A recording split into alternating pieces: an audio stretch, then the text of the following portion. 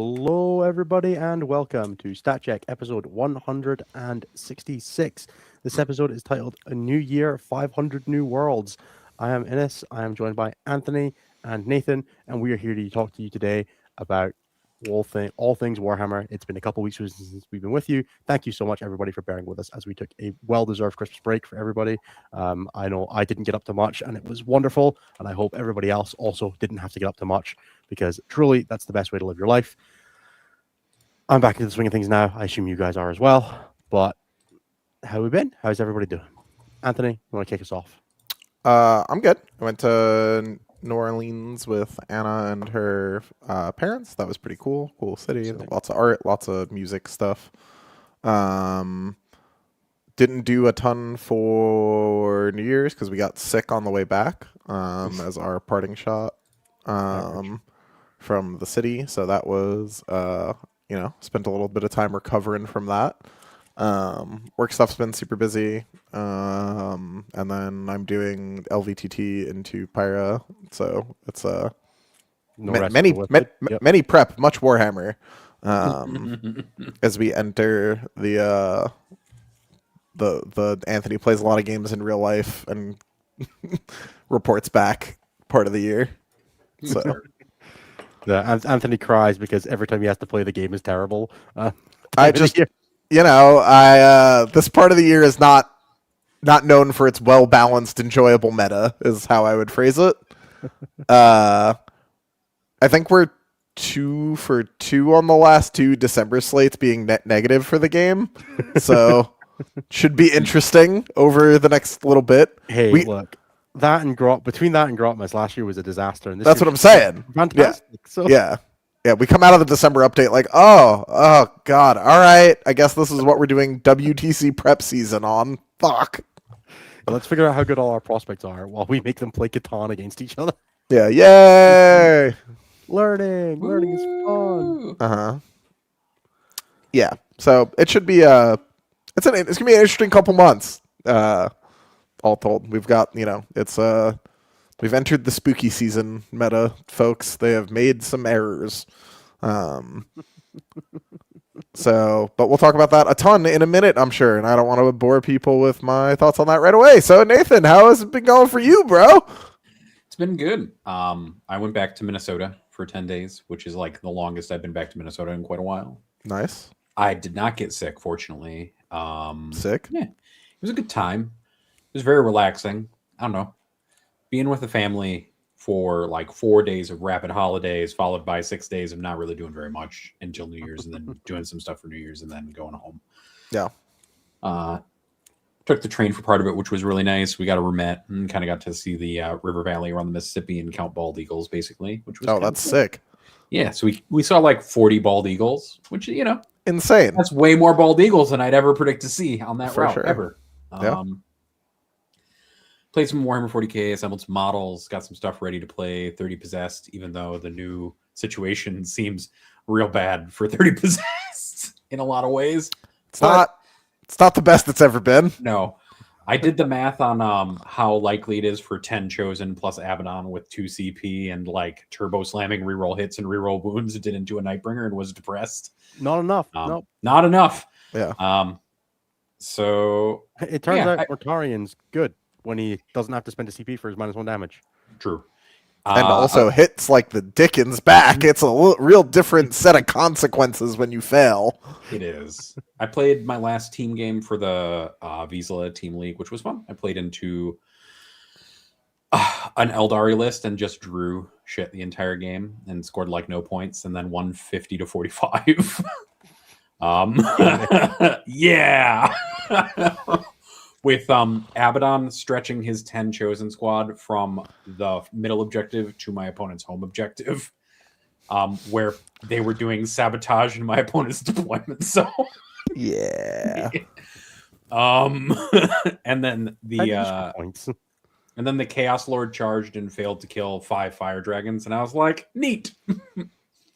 Cool. And that was kind of it. I'm really enjoying the list still. It's fun to play. It's a blast. I'm not looking forward to playing it through Catan Winter in a second, but that's for later me to figure out. Today, me is having a good time I don't painting. need to know what but it's all about pact bound triple vindicator. It's It's packed. just, it's still not gonna work. You're gonna go to do it. You're gonna fail one of the packs. You're gonna fucking scream. Anthony, it's like a 45% chance if I grenade before going in with Abaddon and 10 Chosen and triggering reroll There hits. shouldn't be things that Abaddon and 10 Chosen has a bad chance of killing. That's just It's not a thing. 45. It's like 45%. It was not good. I did look at it for a really long time. I was like, that's bad. But Games Workshop heard my request for games that are like, everything's still alive on turn 5, and they gave me it. they did. They've made For one army. real mistakes. Like we were talking about this a bunch. Like kind of wait. Innis, how's it going? No. I'm not important here. No, you need to do the thing. It's part of the thing that we have to do every episode. I need to do the thing. Yeah. I obviously I wasn't on the show the last time we did a show. I went to New Jersey. It was great. There's a bunch of new members only content for myself and Anthony's journey through that. So if you want to hear even more about that, you can see me and Anthony doing like a breakdown process, and then you can also see me doing my review for it, both on the members only, and you can also see a January predictions thing on here. I'll talk about that in a bit later. But yeah, so I did a bunch of stuff about that. I got to go and see Anthony and Anna. It was fantastic. Obviously, some of my favorite people in the world. Getting to hang out with obviously Nathan as well. Nathan was there. They're some of my favorite people in the world, and Nathan was also there. Fucking cuts deep is what that does. Oh, that's fair. Fair enough. Fair. Yeah, Nathan was present. Nathan made me sleep on the couch. I didn't make you sleep on the couch. Nathan You being there said- resulted in me sleeping on the couch. That's You got the day bed, dude. That bed's nice. But we made John sleep on the couch. To be We did fair, I got to see John too. Yeah, that's true. I did forget that. I'm not He gonna lie. immediately left, but yeah, besides that. Like, family's family. And then I went to. I got back. I was home for like 3 days, and then I went to Prague, and Prague was really nice. And then we did Christmas and New Year's, and we didn't really do anything. It was great. I love not doing anything at Christmas and New Year's. Yeah, doing And nothing just, like, rocks. working on and off. I like took a call on Boxing Day. I was just like, fuck it, I'll just do work. I'll just work because Nice. I needed something to do. I read a ton. I finally finished Malazan, which was great. I finally got through all 10 books. It's only been, I think I ordered Gardens of the Moon in like 2020, and I finally finished reading like Christmas 2020. And I finally finished reading them now. I've been reading them since I was at uni, and it's been that's a fucking while ago. And then I read a bunch more stuff. I just finished Tainted Cup, which was really good. It was like a murder mystery fantasy novel. I'm like halfway through the second one now. I got the second one for Christmas, didn't realize it was the second one, and had to go and find the first one, which was out of stock in hardback, which was upsetting. So I had to wait ages. And then I have a bunch of other stuff. I have like the new Mark Lawrence series to read. I have The Devils to read by Joe Abercrombie. Got a bunch of stuff, and then I'm going to go back and finish like a bunch of the other Malazan stuff, like the side novels and stuff, because got to. The What else have Devils I is been doing? great. I've avoided painting any models. I submitted Victor's card for Nottingham because I'm committing to the bit. I'm playing 6 and 2 Rep X's and 2 Redemptors because I basically saw Conan Jennings' list from this weekend and was like, yeah, I like that, but fuck Ballistus Dreadnoughts, and didn't submit Ballistus Dreadnoughts. So feeling good about that. Playing Blades of Ultramar. It's not even Gladius. Nice. So proud of you. Gross. I heard John say that he would trade Fight on Death for like a cup of coffee, and I was like, I'll give it a shot. That's true. He really does believe that. Can we get a live stream minutes where you read to us for an hour? Look, I'm not saying that I'll do anything for Patreon members within reason, but You heard it here, no, folks. it seems unlikely. You would get like I'd be reading you an entire book at the pace I talk. Surely you read faster than you talk, though, right? I do, yeah. I read Take a Cup in like 4 hours. Oh fuck, that's fast.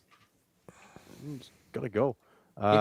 It's nice reading a book with print like larger than like size 4, which is what it feels like Malazan is sometimes. Take a Cup is like normal pages of like plain text. I'm like gone. It was great. Yeah. So that's been me for the last couple of weeks. Nice. I got a new Rubik's Cube. It's great fun. I love doing Rubik's Cube. I'm not very fast, but I like doing them. What else have I done? That's mostly it. It's been pretty good. Having a good time.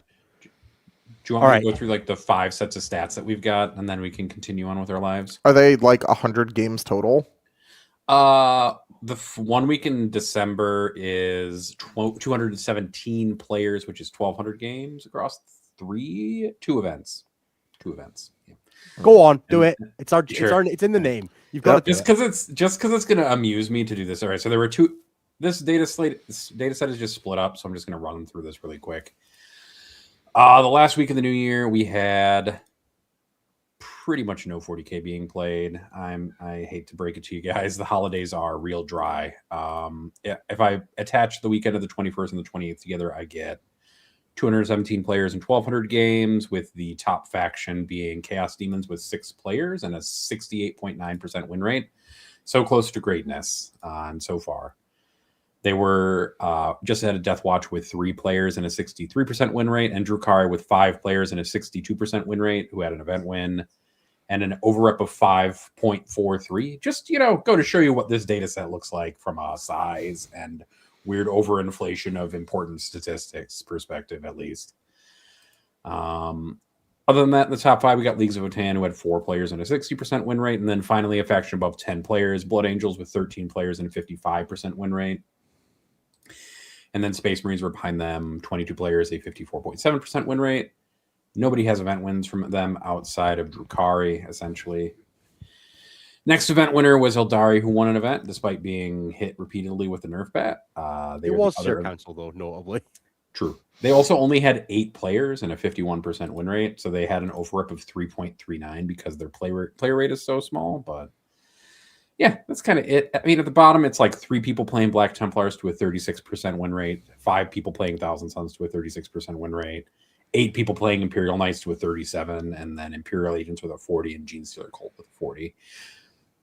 Yeah, that's it for the last week of the year. The first week of the year had 5 events, with Space Marines and Assorted Space Marines winning 3 of the 5 events. There was 1 Blades of Ultramar who won an event, and then 2 Rage Cursed Onslaughts that won events. RCO. And again, the player perspective for this is like the number of players is very small.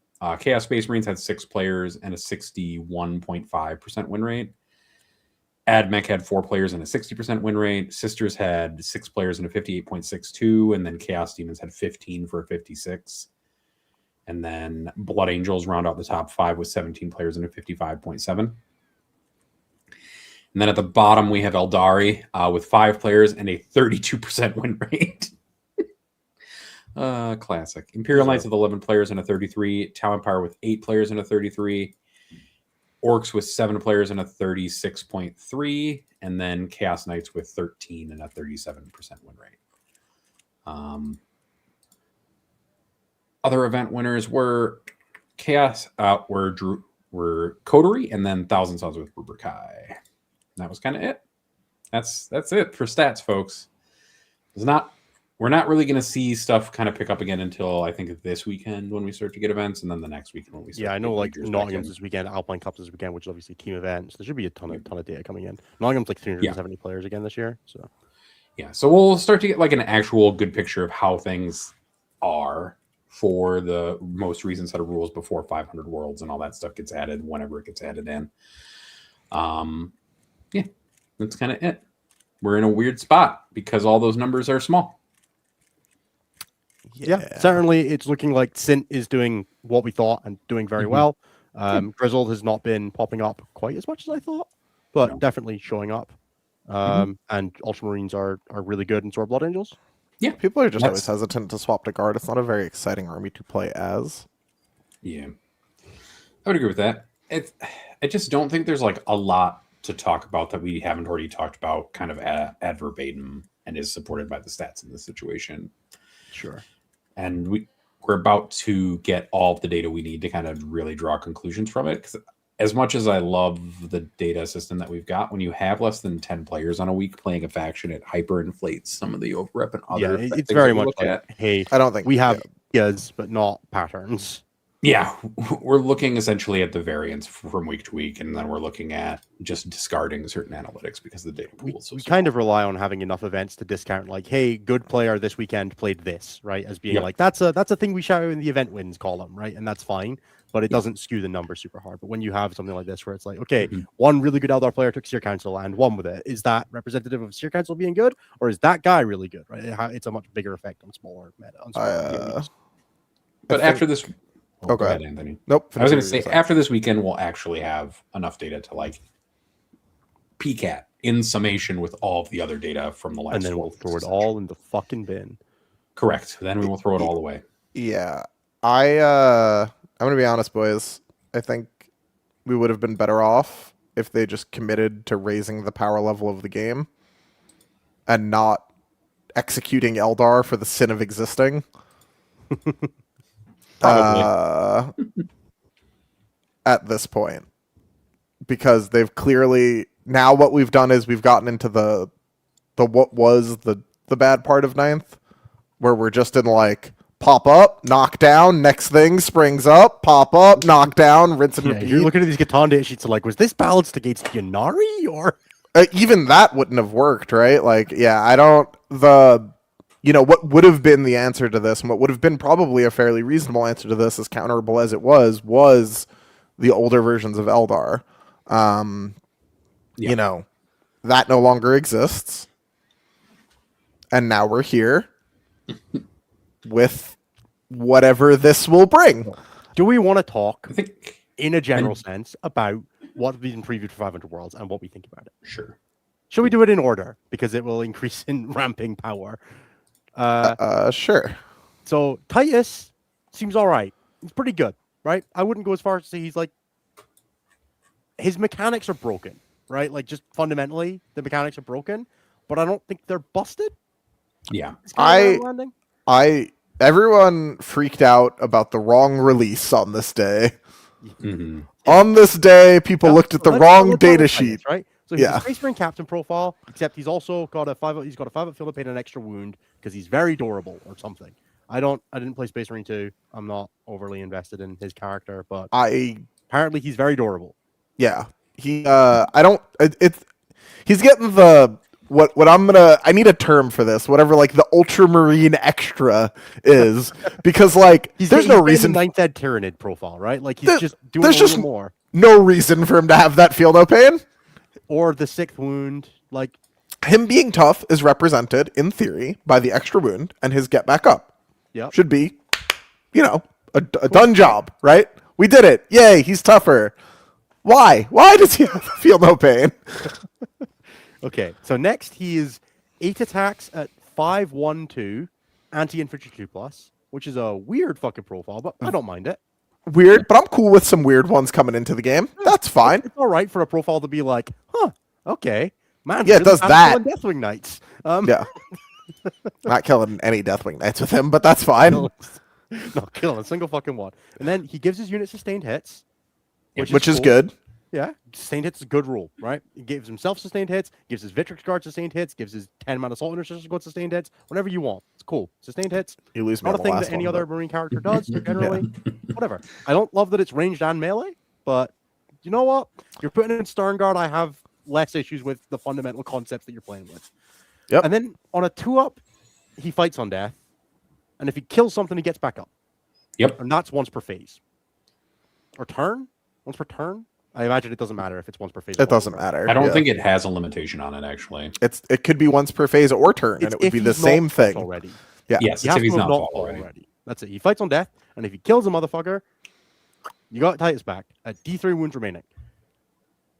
Yep. So that's really annoying for some armies to deal with, and I'm okay with that, right? Like it's frustrating. Like God, man could walk through 2,000 points of Drakari, right? Like if you ran 2,000 points of Dracaria and one at a time, like 1 unit Hellions, 1 unit Hellions, 1 unit Hellions, 1 unit Hellions, you could put 2,000 points into him and he would walk out the other side on your home objective, right?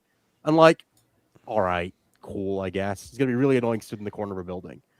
I don't get why it's not once per game or why it's not at the end of the phase or any myriad things. This is, the thing I was saying before, right? It's that ultramarine shine that we're being exposed to lately, which again, if it was an everybody shine would be fine, but it's not. It's exactly what Luke kind of just said, right? It's dumb that it works the way that it does, but ultimately, and I say this as a mono melee person, it doesn't matter that fucking much. I think my biggest problem with it is that it fundamentally kind of fucks with rules that exist in the fight phase because he can fight twice effectively in a fight phase. It's weird though because he has to he has to die first to do it. Yeah. Yeah. He has to die first to do it, but he kind of like breaks the way that the fight phase is supposedly supposed to work, which I don't like, but I don't think it's busted in a way like Anthony said. It or just like doesn't. Chess said. There are It's, like, so not a many other sport, but it's things. like silly. It's There are- foolish that it cracks how the So fight phase we works. don't have released points on him yet, right? No, we do not. Cool. Then we have the other data sheet this weekend. The Wardens. Now, I'm going to be honest. My least favorite thing about this data sheet, and I said this in the Discord, is that I'm going to have to learn which of these motherfuckers is which. And that Yes. just fundamentally annoys me. I'm going to be like, oh, I'm going to kill... Oh, which one's the one that has the fucking shit gun again? So- right? I hate having to do that. Let's ignore that for a second, because while that is a real adjacent concern, I don't think that's actually ever going to matter. I do. Sure. I hate it. Well, I just hate let's having to do that shit. Like, it bugs me with Gaunt's Ghost as well. just don't pay attention to it. Just let them do whatever they want. It doesn't matter. No, I mean, when I'm the person playing them, Anthony. Oh, sure, I guess. I They have concerns to you over this profile, over this they're, data sheet. they're gonna go stand in the middle and then die or not, whatever. It doesn't matter who dies in between point A and B, but whatever. So here's the thing. This unit is not good at all Nope. in its intended usage. Oh, it does literally goddamn nothing. In its awful. intended usage of attaching it to a unit, it is terrible, genuinely awful. So I could understand how one could look at this and be like, what the fuck is this shit? Why would you ever take this, right? And if it had the fucking, you know, the cybersmith data whatever dude in AdMech Rider, where he just like the unit doesn't exist if it doesn't get attached, sure, it could cost fucking 40 points then, and it would probably not actually be the end of the world because it really doesn't do that much. However, it doesn't do nothing at all, and it does a fucking lot of that nothing.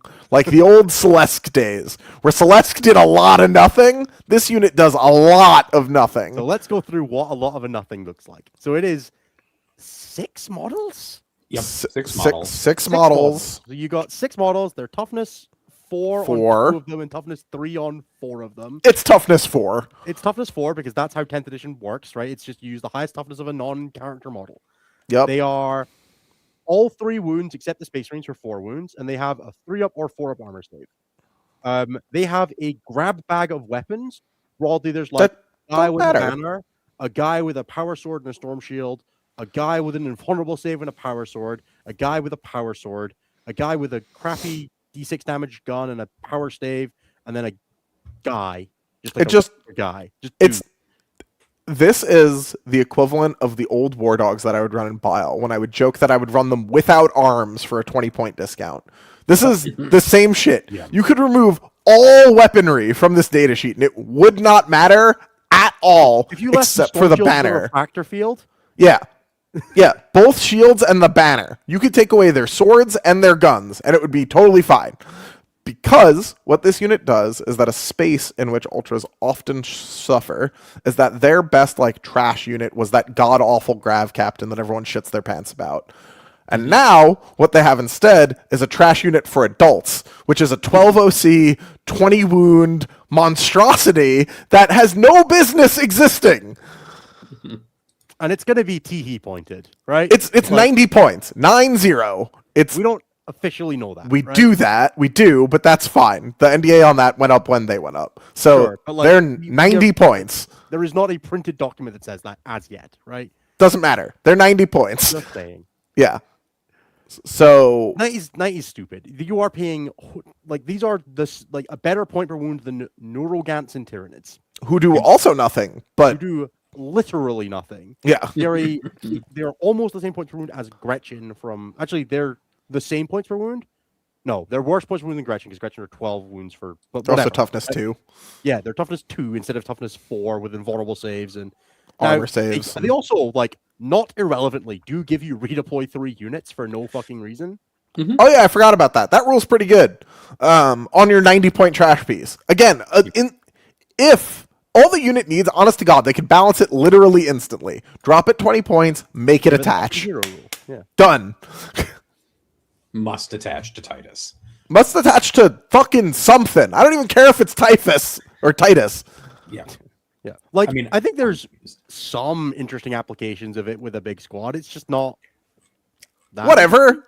Let someone think about that, though. Don't just You want a upgrade. big Death Star unit So- of Blade Guard veterans. I bet that unit's cool as fuck to play with. The problem is that this unit's creation means that you could take the build that was good for 10 months before WTC of Ultra's gun line, shoot Vitrix Guard square in the face. You could Legends Vitrix Guard tomorrow, and the list that was meta dominant for more than a year at this point has gotten an upgrade for no reason. Yeah. He's straight up replacing my scouts. And you could take scouts in addition, though, right? Yep. It's not, they don't have to replace Dick. They can replace that dogshit Grav Captain we were just talking about. Like, there's so many other things. There's so many reasons why this unit doesn't need to exist. To use the example, right? In the example, a Ultramarines Rep-X with Storm of Fire in Dev Doctrine and Oaths has a 44% chance to leave a man alive. And that is with the wound allocation that Unit Crunch gives you, not actually doing it intelligently. That is so dumb, considering that Rep-X the following turn when the Ultra shoot it back is gone.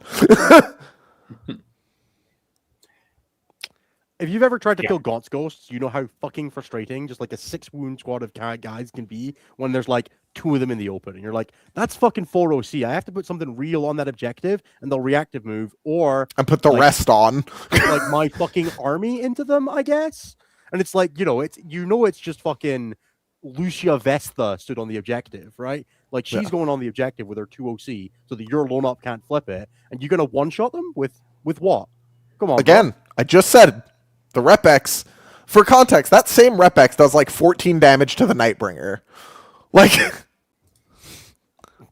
yeah. Lucia Vesta is going to stand on that objective, and she's going to die, and then like fucking Daniel Cornelius is going to take some damage, and then next turn Amelia Minervus is going to walk out, and you're going to do the same fucking dance again. Yep.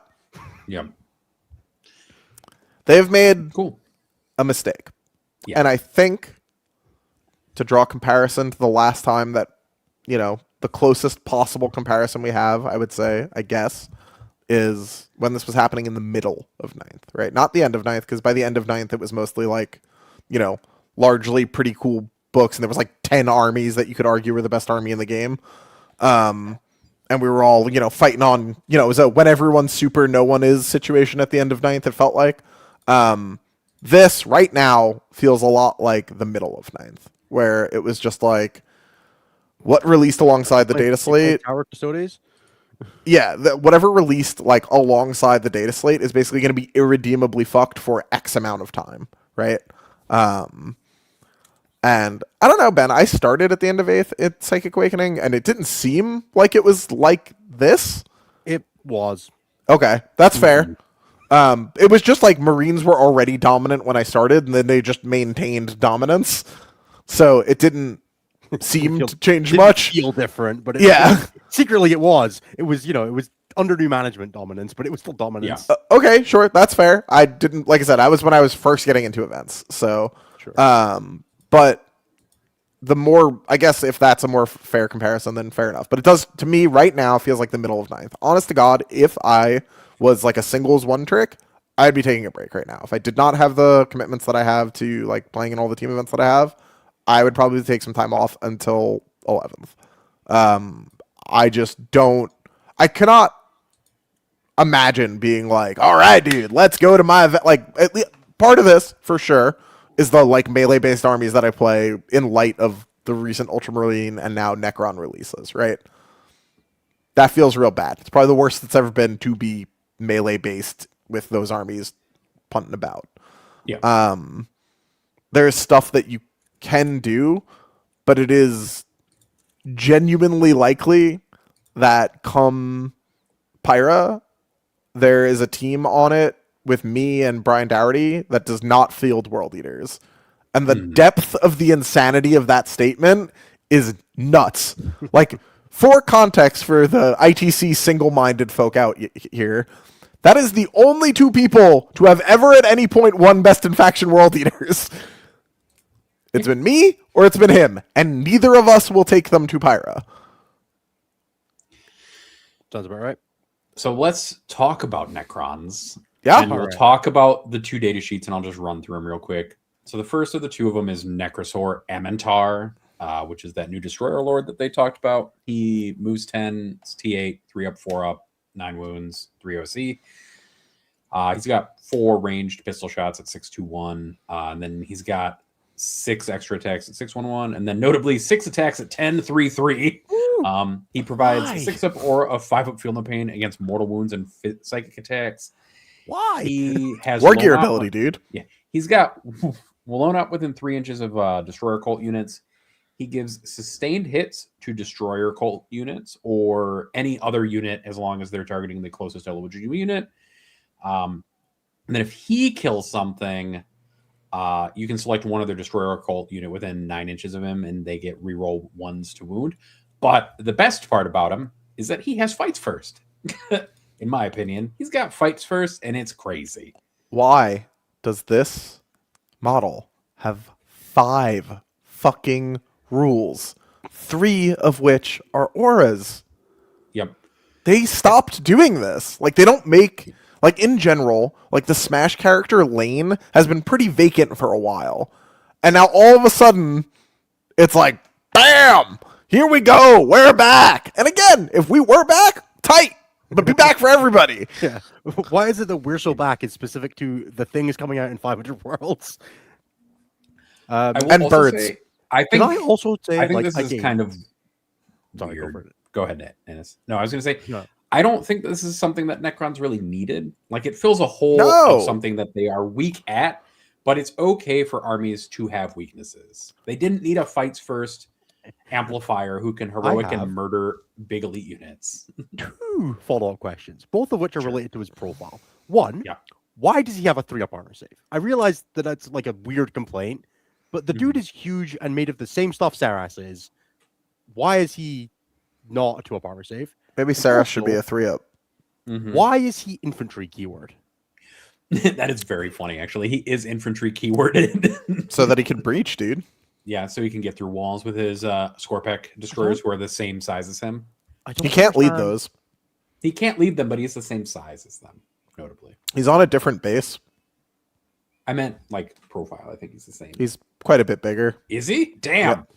I looked at that model. I was like, oh, it's just a big. Yeah, no, it's he's just like, a on a, character he's like on a, Scorpec. he's like a 60 or He's 80? big. He's taller He's than big lad. he's taller than Zaras. Yeah, he's Oh. large. All right, that's not how things should work at all. Not even Zaras shouldn't be infantry. Like, True.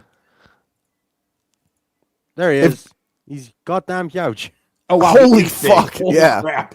That's a Scorpec over there. That's how big I thought he was. dude, he's No. twice the He's height, if not huge. more, than that librarian. I think is- he's elevated a little bit, but He is, yeah, but he's Just I a think the librarian smidge. might also be elevated. Yeah, that's what I'm saying. he might be Warglaive size, like armature size. He's big. He's a big boy. Dude might be like Victrix banner sized. Yeah, it's true. Again, and I want to be clear. This model fucking owns, and it's Slam. I'm cool. glad he's good from It's- like that cool. perspective. But they just like, I don't know what it is that makes them not count war gear abilities the same way as abilities, but it seems like the minute something goes under a different header, all the devs are just like, tee hee, it's separate. And it drives me insane. Yeah, he's got a war gear budget. He's got a war gear power budget and a data sheets power budget. Obviously, I guess, apparently. if they made Angron's Res a war gear ability, Mhm. it'd be Yeah, it'd still be bad, but that's okay. It's why? All right, now the Nightbringer. Now the Nightbringer. And the Nightbringer will have an addenda before we react to it, where I'll talk about how all of his changes basically happened to everything else. So the Catan Shard is 10-inch movement now instead of 6. He's T11, 3 up, 4 up. He's got 16 wounds, which is another 4 wounds off his old profile. He's 6 up leadership, 4 OC. He's D3 ranged attack at 18 inches at 12-3 D6 plus 3, which is an improvement.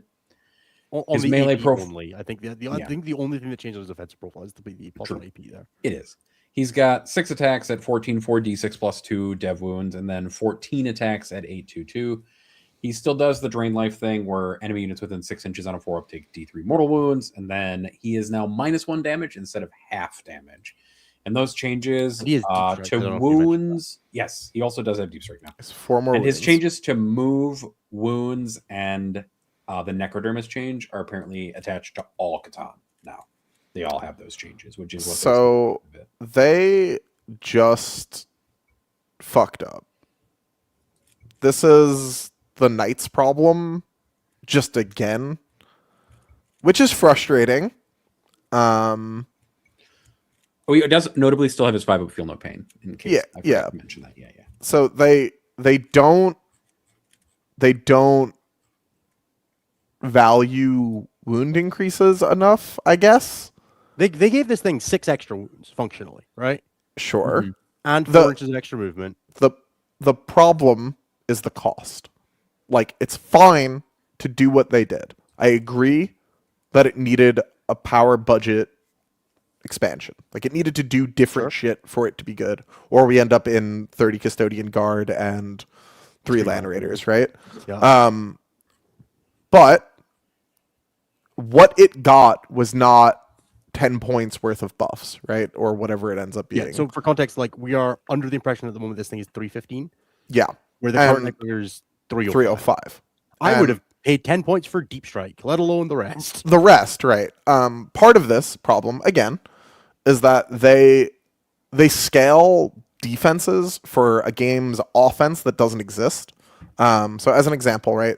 Realistically, across the entirety of the span of 40k, the difference between -1 and half damage is almost nothing, particularly for melee armies, but in general, it is really just not going to matter the overwhelming majority of the In a time. decent number of circumstances, for the stuff that's good at killing Catan, it might be a buff under some circumstances. A lot of the There's time, like 1 damage or 1 damage weapons with +1 damage. you have to chew through the extra wounds as well on top of that, right? But let's get to the end of this point. So the thing that I'm trying to say is that most damage in 40k is 2, 3, or d6, right? Or d6 plus x, right? But in all of those scenarios, until you're over 4, -1 and half are the same. Yep. Until 4. But it's just buffs only in all of those other scenarios. Yeah, and for 5 and 6, it's specifically like you're taking 1 extra damage, which is covered by the 4 extra wounds you just got that you have with a 5 up feel no pain. Right. So you're covered for the first 4 of those you take, or 6 of those you take. Which, to be clear, requires 8 of them to make it to the wounding you step, right? Yeah. You are just getting a turn more powerful. So that, on top of essentially doubling your movement characteristic, obviously we all know how powerful movement is in 40k. It's too many things on top of them creating attachment that makes this stuff even more powerful. Yeah, we'll get to detachments in a bit. Sure. Yeah. It's just they've done too much, right? And again, I want the Satan to be powerful. I think Satan and Demon Primarch should probably be on roughly the same pace. Yeah, right? They should be like 500-point fucking beat sticks that are monsters and warp the game around them. Same thing with Greater Demons, right? You should take 1 and it should be insane, right? You 4 or 500. It's a mental skew list. Right, yeah, it should be 450, 400. They don't really make 500-point models well. They just don't give them enough power usually. So they can figure it out around the 400-point mark though, like a Despoiler, right? That's a 400-point fucking model. That makes sense. But the problem with this is, again, they made it for an offense that doesn't exist, right? If Primarchs worked like as follows, right? If Magnus was damage 3, and the Mortarion was damage 4, then Fulgrim was 5, then Angron was flat 6, right? If that was how the damage scaled, right? Then this would be a genuine, significant change to make them go from -1, or from half to -1, right? But that's not...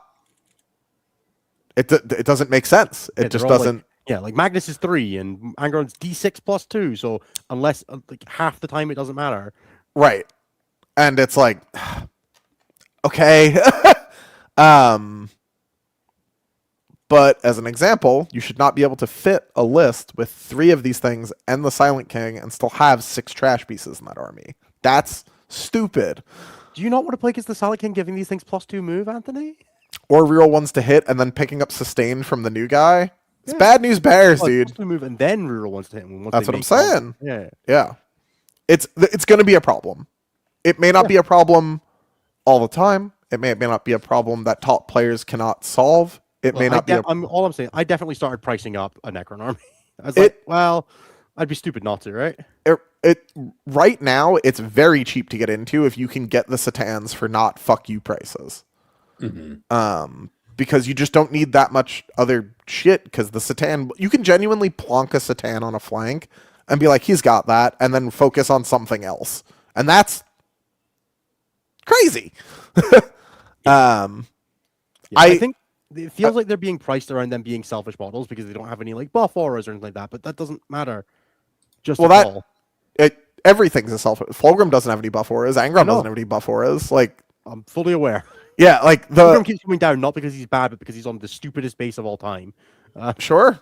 I mean, even if he wasn't, he would still be much worse than these, right? Like all of the Primarchs, basically, except Magnus, are at the end of this story when they're in their detachment, working the way that they're meant to, with the support that you would give them, much as you would use any other model, much stronger than the Primarch equivalents, outside of like exactly Gilliman, and that's just because he's attached to a broken oath in a book that we've talked about being too good for too long, right? Yeah. But I would say that in general, the Nightbringer and the Deceiver both, after their buffs, in the respective Catan detachment, are both better than every other version of a Primarch except Magnus and Gilliman. I can see that. Yeah, I don't disagree. And they're cheaper. Yep. Do we want to transition just straight into talking about Pantheon of Woe then, or do we want to start with the other detachments and then go through? Do you want to run through like? So they're going up 10. So what is it? We have points wise. It's 315 for Nightbringer, 285 for Deceiver, and then like 300 and 305, yeah, for the other two. It's like 305 for the other two. So it's like anywhere from 5 to 20 points in increases on models. And they're getting, significant buffs alongside a lot of this, right? Like the easiest one to see as an issue off the rip is the Deceiver, because he's still on the small base. His gun gets a lot better, literally doubles in damage, which means that if he's stood near the Silent King and you have a 6-wound character in a given unit and he's visible, he's going to die in the shooting phase.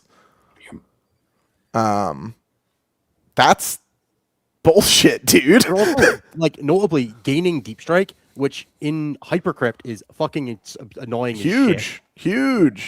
If you play Hypercrypt, yeah, that's a big deal. Yeah, like but like there is a very real world that is a better build than the new stuff, right? It could happen. Or once they get nerfed, that's just sitting there waiting, right? I think that for all of this, for what it's worth, all of this said about the Satan, because they are frustrating, they're frustrating a game in a way that's game warping, and there's like a bunch of different associated problems with them, right? This Pantheon with X amount of Catan may still be worse than this new Destroyer detachment, which is extremely powerful, running just like the Nightbringer is a Rapid Ingress. Yep. So, notably, there are 3 new detachments, right? There's Pantheon of Woe, which is one that deals with Catan. Pow. There's the Cryptek Conclave, which is the worst of the 3. And then there's Curse Legion, which is the Destroyer-focused one. Pantheon of Woe is the one where you can Cosmic Distortion and apply the Unraveling status to things within 6 inches of you to improve AP of all attacks against those units by 1. That comes off of your monster specifically. Comes off of your monster specifically, and then there are notably no other monsters that are not Catan currently in Necrons. There are some Legends ones, but nothing that is outside of Catan. And then notably, you can take 3 mortal wounds on your Catan, and then increase the size of that aura to 9 inches for a phase. Which, with their Feel No Pain and ability to heal, seems kind of like we just added that on to make it seem like it's a negative effect when it is in fact not, but neither. Again, the most hilarious thing that you could do with this is killing your Catan so that your opponent can't charge it and flip an objective, because that just sounds hilarious to me. Yep. And then, you shot me down to 2. Fuck you. No charge. And then a bunch of their stratagems work off of a unit being unraveled, essentially, or within 6 inches of a Necron, 6 or 9 inches of a Necron model. But where they replaced enhancement with necrodermal bindings, which are benefits similar to like the Assassin's detachment in Imperial Agents, where you just have to pay extra points for all this stuff and you get these benefits. And they are mandatory. You do have to bring them. Yeah, so you have to take these on any Catan that you take. So the Deceiver, I mean, all of them are good though. The Deceiver gets a 12-inch Vectora. The Nightbringer gets advance in charge. Void Dragon So gets a fucking weird unnecessary. anti-vehicle tech thing that I don't. That shit's Point pretty click, good. -1 to hit, and then if they take a Yep. battle shock and if they fail it, it's -1 to wound. It is quite good. Yeah, It is no, good, but it is like Well, man, a lot of the stuff you want to try to kill the Voidbreaker with is going to be vehicle shaped. It also, like, you can set all your Catan up together, right? So if someone wants to see them, the Void Dragon sees them and is like, fuck you. Yeah. He has big wings and a pointy spear. He can see a lot of stuff. Yeah. The last also, one- all the Catan got a 3-up armor save, right? Which means they Yep. also get cover now, which Yep. they didn't before. So fuck your Rep X. I'm taking 3-ups if you're not popping Storm of Fire. So one of them gets to be good. That guy's getting -1 to hit. And then the last one is relativistic tether, which lets Transcendent Catan deep strike 6 inches away from you. Can they charge if they do that? No. They cannot. Notably, they cannot charge Fucking after God. doing that. They The can, stratagems- however, 6 away and then go +1 AP in a bubble from 9 inches. Correct. Again, No. not that that's super likely to matter, because in the Satan focus builds, your damage is the Satan, and they often give themselves the build, but, you know, it should be okay. I mean, it like affects their shooting, right? If you're gonna try to kill That's like the thing beyond, like the thing behind the thing you're charging, right? That's true. Right, and then their stratagems are a really funny one, which is disharmonization cascade, which is on you can trigger deadly demise on a 3-up instead of a 6 for a Catan, which can be very funny. Like Innes said, you can Deadly trigger Demise it. D6, right? It's- It's not a fun thing when you're trying to nickel and dime these guys to death. If you kill them with, like, an elf army with, like, big ol' MSU activations, and at the end of it they just explode and decaf your army, you're not happy. True. Or you can take like an object, like you can just notably strip all of the models off of somebody taking an objective from you or something like that. I mean, they also have a fucking fight on death, so you could just do both. True. In your command phase, you can force an unraveling enemy unit to visible to a monster to take a battle shock test at -1, and if they fail, they take D3 +1 mortal wounds. Oh, I didn't know that Which part is- had mortal wounds as well. Yeah, Ah! if they fail, they take D3 +1 mortal wounds, which makes it very good. I thought that Um, strat was good without the mortal wounds, dude. What Yeah, the fuck? It's amazing with the mortal wounds, and Yeah. it also doubles up on battle shock tests because it's different than the other one. So they Yeah. still, if they're below half, will have to take it again. Mass transmogrification, which is when you destroy an unraveling unit, you can activate reanimation protocols of a non-monster unit within 6 of them, which is pretty good. It's there. Yeah.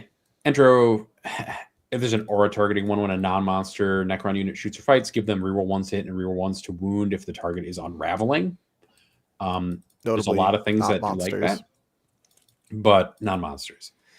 Chrono Distortion, which is a fight on death, or a 3-up if the attacking unit is unraveling, which they will if they're fighting a They will be if Catan. they're fighting a Catan. And then Phase Melding, which is force desperate breakout tests on an unraveling unit that is attempting to fall back from you, -1 if they're battle shocked. That one it is does- also quietly quite good.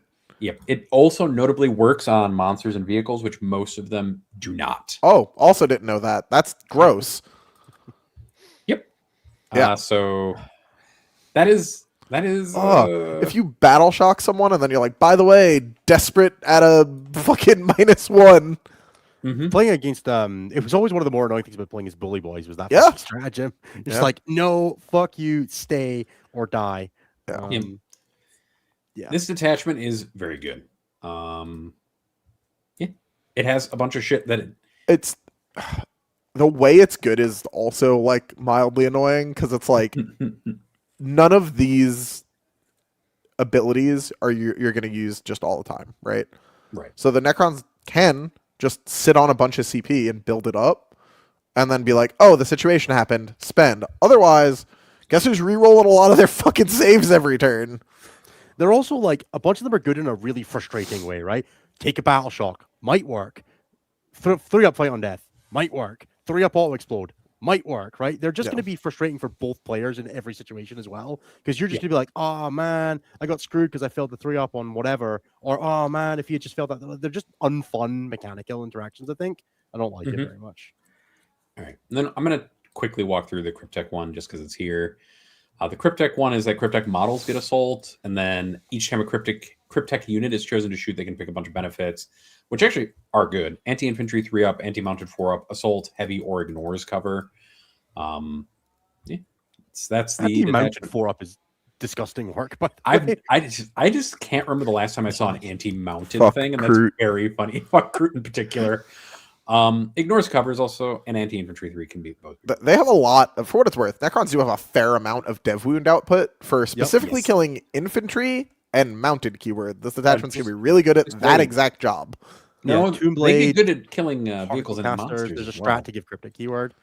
Wraith's guns, notably, not terrible. Yeah, I think one of the interesting things here is that there are 4 enhancements. Quantum Abacus is gain a CP 4 up or 3 up, which isn't crazy. Atomic Disintegrators, which gives the cryptic. Name. That gives you the option to select anti-vehicle 5 up or anti-monster 5 up as their adaptation instead of the normal options. Also scary. Which is real good on some stuff. Yeah, just gonna put that out there. Gauntlet of Compression adds 6 inches to the range of models in the bearer's unit. It's not cryptic lock, so you can double attach units that are enhanced. And then Gravitic Bolus, which is like the pinning thing, essentially -2 to move and charge, but it's on the cryptic only, so you only get like a couple shots. Baller names for Necron rules, by the way. True. Necrons do just have some of the hardest names in the game. They keep being good. Their stratagems are molecular targeting, which lets you ignore hit, ballistic skill, weapon skill, and wound modifiers if it's a cryptic unit. Micro Scarab Swarm, which gives a cryptic, and you can give a cryptic Necron warrior unit a 5 up invulnerable save, or an Immortals unit a 4 up invulnerable save, which is notably pretty good. Animus Curse, which is after a cryptic is destroyed, the rest of your army gets rerolls to hit against the thing that killed Terrible them. strat in Monkai. I've never seen a type player use that one every turn, every time anything dies. Synergistic Empowerment, which is at the start of your shooting phase, pick a Necron model within 12 inches of a cryptic. That model gains the cryptic keyword until the end of the phase, which lets you do kind of funny things with Tomb Blades. Untapped Power, pick a cryptic unit that hasn't shot this phase, and when they do, they get to pick 2 upgrades instead of 1. And then potentially you can have anti-mounted and anti-infantry. It's true. It's true. Anti-monster, anti-vehicle at the same time if that guy is in there with the enhancement. And then Potentiality Siphon. In your opponent's command phase, activate the reanimation protocols of a Necron unit that is in range of an objective, and add an extra wound to the reanimation protocols if it's a cryptic unit.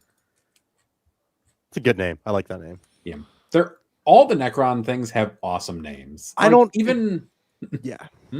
Sorry, I was just going to talk about that. Really go. The names are incredible. Yeah. The names are incredible. And then the last detachment is probably the best of them, right? Is Curse Legion, which is the Destroyer detachment, which all Destroyer cult models in your army get +2 to the strength of all of their weapons. That's really good. And then if you kill something, good rule. If you kill something with a Destroyer cult unit, everybody gets +2 to their strength, except notably for Destroyer cult units don't get to stack it. That is really good. Affect monsters, vehicles, Titanic, right? Or am I? Except monsters and Titanic units specifically. It does affect vehicles. Fantastic. It's not monsters. Or good old Titanic. Silent King gets strength 10. He needed it. Good old Doomsday arcs with strength 7 or 6 little guns on the side. It'd be very funny. Funny times for everybody. Plus strength 20 on their big guns, so they can finally wound dreadnoughts on 2s. Yeah, exactly what we always needed. Their enhancements are Destroyer Ankh, where you can give an Overlord or Canoptic Command Barge or the Destroyer cult keyword and +2 attacks, +2 movement. Murder Mind, where a Cryptek gets basically the same. It gets the Destroyer cult keyword and +3 inches of movement, and lets him attach to. No, it doesn't do any of that. It just lets him be. It just gives a unit Destroyer cult basically. I thought you could mark Destroyer cult units and then. Oh yeah, you can then be double attached, right? That was the he could no double attachment. Yeah, but like you can put him in Scorpex, you can put him in destroyers, or you can just put the Destroyer cult keyword on our unit of wraiths. Yeah, which is funny in this army. And then Mark of the Necrosaur, which is limited to Destroyer cult units, and they get +1 to hit for the bearer's unit. And then Curse Circlet gives your Destroyer cult unit a D6 Blood Surge move. It's fine. It's quite good. And then we continue our awesome names for things. Methodical Murder. Any non-vehicle monster Necron unit gets sustained hits 1 in the shooting or fight phase. Image of Death for 1 CP, which gives a Destroyer cult unit -1 to hit, be hit for the shooting or fight phase after being targeted. Mortis Protocols is the first time a Destroyer cult unit destroys an enemy unit. You can allow and allows friendly non-vehicle monster Necron units within 9 inches to immediately reanimate, which is reasonably good. probably hard to trigger. Driven to Butchery, activate once per turn in your shooting or charge phase to give a Destroyer Cult unit advance and charge and shoot. Spreading Madness, which is in your charge phase on a non-monster vehicle unit that has not yet declared a charge. They can charge a target that's already in engagement range of one or more friendly units. They get a +2 to the roll if they do so, which is quite good. And then Unnatural Aggression, which is 2 CP. At the end of your opponent's charge phase, one non-monster vehicle unit can declare a charge against one or more enemy units that are within 6 inches. It's good that they have the Wrath of the Rock stratagem. They really needed it. It really felt like that was all Necrons were missing. It's just why? Yeah. And Like, you're gonna put it on a. You're gonna that's put the it Destroyer Cult. like. I was looking at like 10-man Lich Guard squad with the Destroyer and with the Destroyer Lord, and then just be like, cool, it's just gonna sit there with free strats sitting there waiting, being obnoxious as shit behind a wall, or just playing tons of Discorpex that get the charge mortals. Honestly, I think Destroyer Cult's the better one just because of buffs. Like +2 strength to all of your stuff is really good. There's a lot of weird breakpoints on like little locust units and stuff like that that they get out of it. Yeah, I mean, Amantar obviously synergizes really well. He's a very powerful data sheet, right? So that sustained hits aura being very, very good. It works well with the shooty destroyers. It works well with the melee destroyers. It works well with the Nightbringer. It works well with the King. It works well with Doomsday Arcs. It works well with all the stuff you were already playing in Necrons, plus the newly buffed like Nightbringer stuff. Yep. I don't know, man. It seems good. Yeah, all the detachments are fine. Like even the Cryptek one is above average. Like I said, there's good odds that as fucked as the Satan one is, like, it's not You might prefer necessarily. not spending more points on Catan. It might not be better than fucking the Destroyer one. Mm-hmm. And you may still take a Katana in the Destroyer one, right? Just because I think it's like I think it is. I don't think you'll take two. you take one. Still wanting the Void Dragon, but Yeah. The Void Dragon is the one I wouldn't run in Pantheon. fair. The datasheet glow ups to the other two combined with their better enhancements are just put them like way beyond the pale of the Void Dragon's 5 attack ass. That Sure. like he's just you don't need him anymore, you know? Yeah, you're just like Deceiver, Nightbringer, maybe a Transcendent. Yep. Yeah, and then this one you're probably just playing Nightbringer as the most Nightbringer, frustrating Ingress Rapid threat in the Ingress. fucking game. Yeah. It's good. Dude, there'll be lots of times where the Nightbringer doesn't kill the thing he connects with. The problem is that doesn't fucking matter. And honestly, he's not that likely to struggle, right? No, most of the time he'll just kill you. Yep. I mean, in the Pantheon detachment, he doesn't like if you don't have an invuln, you're just fucking dead. Like, you get AOC for a 6-up? Probably not. AP5. Yeah, just don't charge anything with an invulnerable save that could hit you back. Oh wait, that's not much. Huh, I mean, well, even guess then, it doesn't matter. but just do it in the King and Necrosaur aura and convert 7 wounds on average into everything with your 6 attacks. Yeah. Every time I activated the Nightbringer, he would bounce off of like 5 Grey Knight Strike Marines, and I'd be very frustrated. That was my general Nightbringer experience. So But now he just doesn't die in response to any of it. yeah, it's gonna be Like, great. He doesn't even get hurt. Gonna have a great time.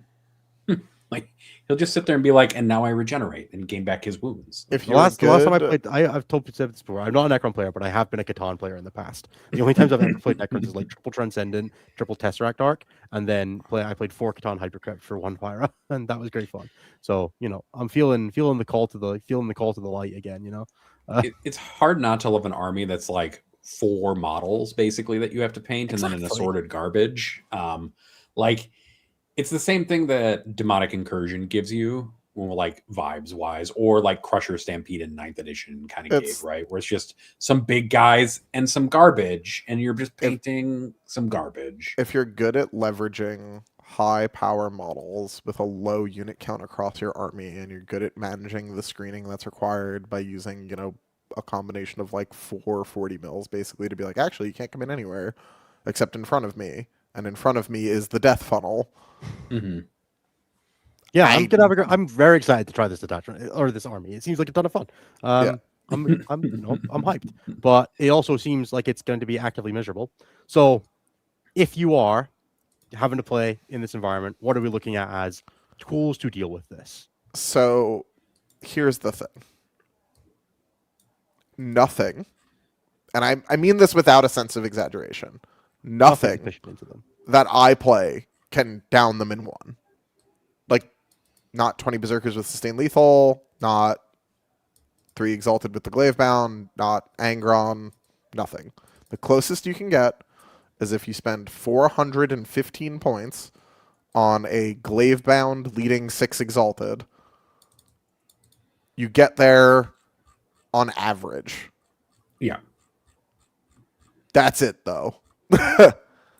So, the path forward into something like this, if you must play it, is to try to go around it. It's going to be challenging if the Necrons player is on top of it and they understand the assignment and they stand their big tough shit up front. But if someone is new to the army and is just picking it up and is broadly unfamiliar with the play patterns of playing a monster mash like this, and they try and like lead with their trash so that they don't expose something important early, then you have much better chances of being able to play a reasonable game. Like notably, Silent King's really easy to kill when he's the backline of that army.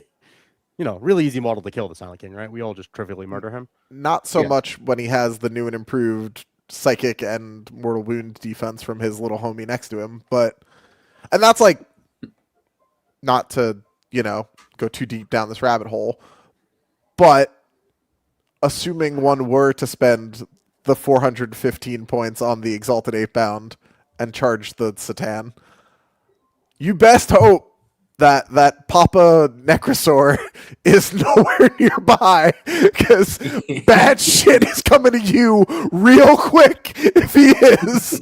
Heroic that guy's fights gonna first, get 6 attacks, hugged by a 10-3-3. I mean, he just kills all the Exalted. Like, you just go back to killed all not of them. killing him. You redirect the Glavebound into him, and you hope that works. Exactly. As you It's- don't get your as your. This like, is why I second don't point. think he needed to exist.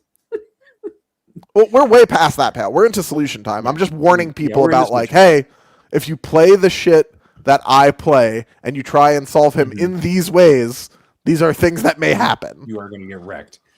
How does the Lord of Skulls You fare? can bring them down.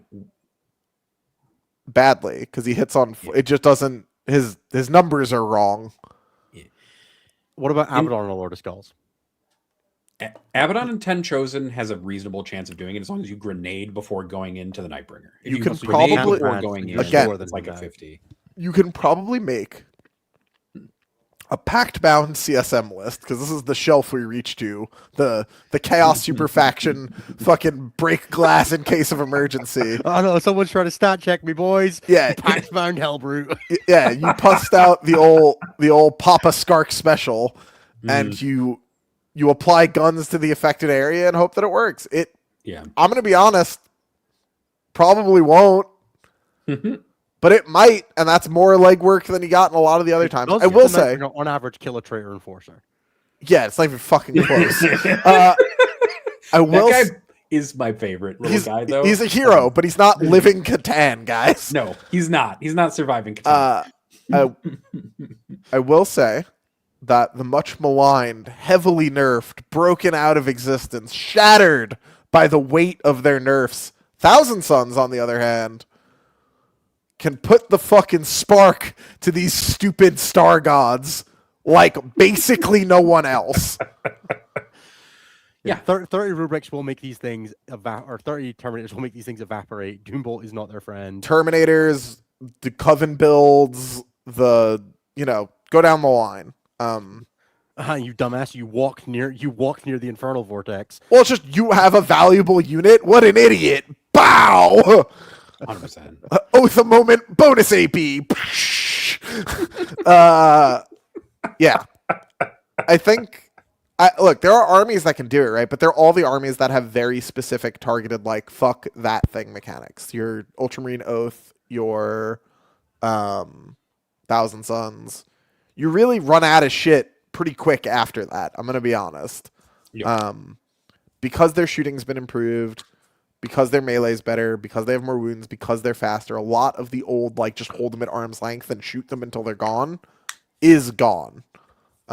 Death Guard maybe in with a chance, Maybe. but Maybe like the Blight Lords are probably pretty good at harting them in the face. I mean the Plague Marines fuck their day up too. The Plague Marines do just hose damage at you, But I could like Sisters is probably pretty decent into them. Like they are specifically a lot worse into Melta.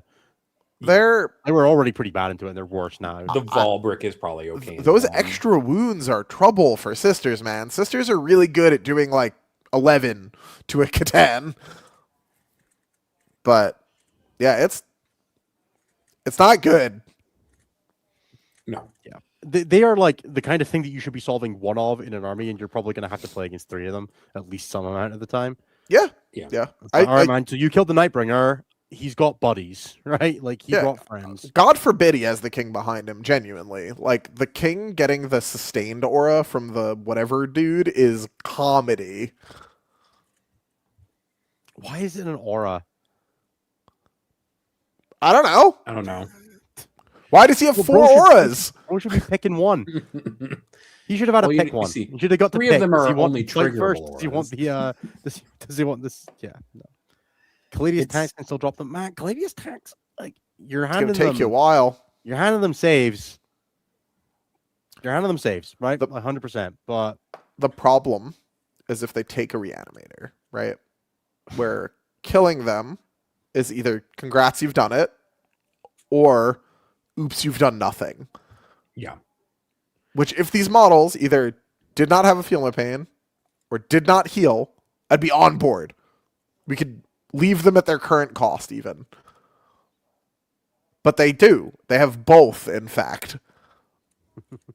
So Yeah. I Healing I is genuinely, for what it's healing. worth, I'm not trying to like doom about this. I genuinely like in the factions that I play at least, there's just not an answer to this problem really. no, I mean, Unless there is one. There is one, Anthony. It's that you play teams and you just let someone else do it. well, sure, that's the current plan, right? And like all of the I think the problem or part of the problem with this is that a lot of the hope in defeating it lies in dice variance and opposing mistakes. And we've Mhm. had armies exist like this before. It happens a bunch, right? And that's great until one of the best players in the world starts playing it, and then fuck. Right. So, and that's kind of where we're at. Is I think if this gets picked up, if this sees broad stroke adoption, we're in trouble. It's going to be a tough couple of months. It genuinely will be, and I'm hopeful that they react to that in a way that is reasonable and get on top of it and try and fix it as quickly as they can. But as a And general rule obviously, of like I appreciate that this does come with the usual caveat of we do actually have to put it on the table. Yeah. It's going to be as bad as it seems, but maybe the build doesn't come together. Like there are things I doubt it. Yeah. Significantly doubt it. yeah, Uh, it's trouble here. But yeah, I think the I lost my train of thought. I'll find it again. Finish what you were saying. We like doing about things. It's good fun, and I appreciate that. And it seems really goddamn bad, right? I don't want to like sugarcoat that at all. I do not think that we are going to be landing in a heavy metagame. It may turn out that the combination of stuff to put Necrons on the table to make a viable list does not work as well as we think it does, specifically for the Catan variant, or that it ends up being not as good as the Destroyer variant. And the Destroyer variant, for as good as it looks, like I think the Destroyer variant, as good as it looks, and maybe being a higher power ceiling, also looks like it is more answerable on a fundamental level. Right? Much There's more so much more shit answerable. you can do. I think we're in a much happier place if that detachment is just too good on rate and gets a little too much stuff. Right? If that detachment is just admech, like, all right, man, I can build to kill destroyers and to have a plan for that, Dude, if it's still really good. the degree to which BA can play destroyers and cannot at all play the Catan is night Exactly. and fucking day. Like, I can be better than a destroyer player. I can't be better than undercosted 16 wound. I can't be better than undercosted Mortarian and triplicate. yeah. Right? And Like I think you're gonna see initially, at least, right? Because it's obviously the content creators are the first people to like say things about this, right? From the content creator sphere, you're gonna see a lot of people upset about this. I think. You'll see some amount of people that gaslight themselves into the like, no, I'm just gonna with my so smart, I'm gonna so smart the smart, and when I'm done smarting the smart, I'll win. And that will happen. right against Jimmy No Name at your local RTT. But it's not going to work when you roll up to whatever UKTC event is in February and Ennis is in there stomping your ass in with his 3 Catan. Con Stampede, I'm so ready. Yeah, Catan Stampede. Fuck. God damn it. Um, Fuck. I love that so much. I think that in general, when 40k is at its most fun most of the time, at least while I've played, have been the like more like glass cannony metas where we're basically just playing chess with dice. And it's like, connect, kill, game happens, dynamic stuff. Both armies got shit going Yeah, it's on. like my piece takes your piece takes my piece. My piece, and then we're doing something here, right? I'm trying to my set up piece an got a overworld. fight on death, bro. I got Woo! the priority. Yeah. Yeah. Little asymmetric balance, right? Where the game, in my opinion, falls just square on its face, where 40k is at its absolute worst, where every time someone's like, why do you play that competitively, rings in my head, is when we have durability skew metas. When we have like the 40 Deathwing Terminators or whatever at the end of 9th, the like this shit now, Vitrix, right? When those metas pop up, it's always like, God, fuck, why? And I think, based on everything that we're seeing, we're heading towards one of those that also has damage, right? And it was less problematic. I say this from a very biased, privileged position. It was much less problematic when this version of things was 18 Wraiths, right? When it was 18 Wraiths, that didn't really hurt you that bad. You could fight them. You could play it. It was like if you fucked up and let them be on all the objectives, that was on you, bro. They were doing damage through that. That was your fault, right? You just hit them. Eventually, they would go away, right? Like, Right. Like even a spiked Wraith, like a activation, is like annoying, but not the end of the world, right? If a Satan spikes you, you're dead.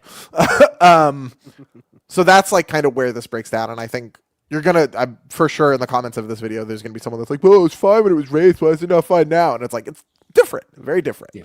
I had 10 possessed and fundamental 6 thing with Wraiths Urban- fight each other to a standstill for 3 For turns. for Like, for they're just six fighting each- six fight phases that combat went on. That just kept going. It was fine. There were no Wraiths and there were 2 possessed left at the end of it. Sure. When you have Whatever. a durability skew, there has to be a consequence. Ugh. Like there has to be a consequence for bouncing, but the consequence can't be game ending, right? That's the Yeah. Like if you bounce into a Wraith squad, oh man, you take some damage, you didn't flip the primary, and they get to res, and you have to do it again. That's annoying. next turn. Yeah. Like it's like, oh man, you fucked, like you did bad here. You've done this wrong. But like the game is continuing. When you bounce into a Catan, it's like, oh well, my Catan killing thing is gone now, and there's still Catan. Well, it's like Knights, right? It's the exact same problem. And honestly, it's coming from what I have to assume is a similar place where they reduce to the toughness by 1 metric, right? Literally the characteristic, or by reducing half damaged into -1 in a way that's not actually that relevant. And then in addition, it seems, based on my time in the game, that GW tends to run into problems when they do compensatory buffs, right? Drakari in 9th, basically every army that got nerfed in 9th and then was still a problem afterwards, through, honest to God, the overwhelming majority of 10th has had a thing that, like, everything that's gotten nerfed has taken several nerfs for the most part, except for when orcs get to shoot, has taken several nerfs to put away. Yeah. The minute orcs pick up a firearm, GW like sets off the alarms. They know how to deal with that. No. Which is good, because that army should not be good at shooting. But whatever. Anyway, in general, I think that's where we run into some issues, you know? And I would like to see these things. Hey, they did it for Eldar. They did not compensatory buff Eldar one single goddamn time. That's true. This time. They shot them 14 times in the face and left them on the ground. Yes. And I actually think that it was a hit job by the Catan. Maybe it fucking might have been. It was the Gloctopus, dude. He fucking whoever- wow. Whoever wrote these Catan rules wrote the Eldar nerfs.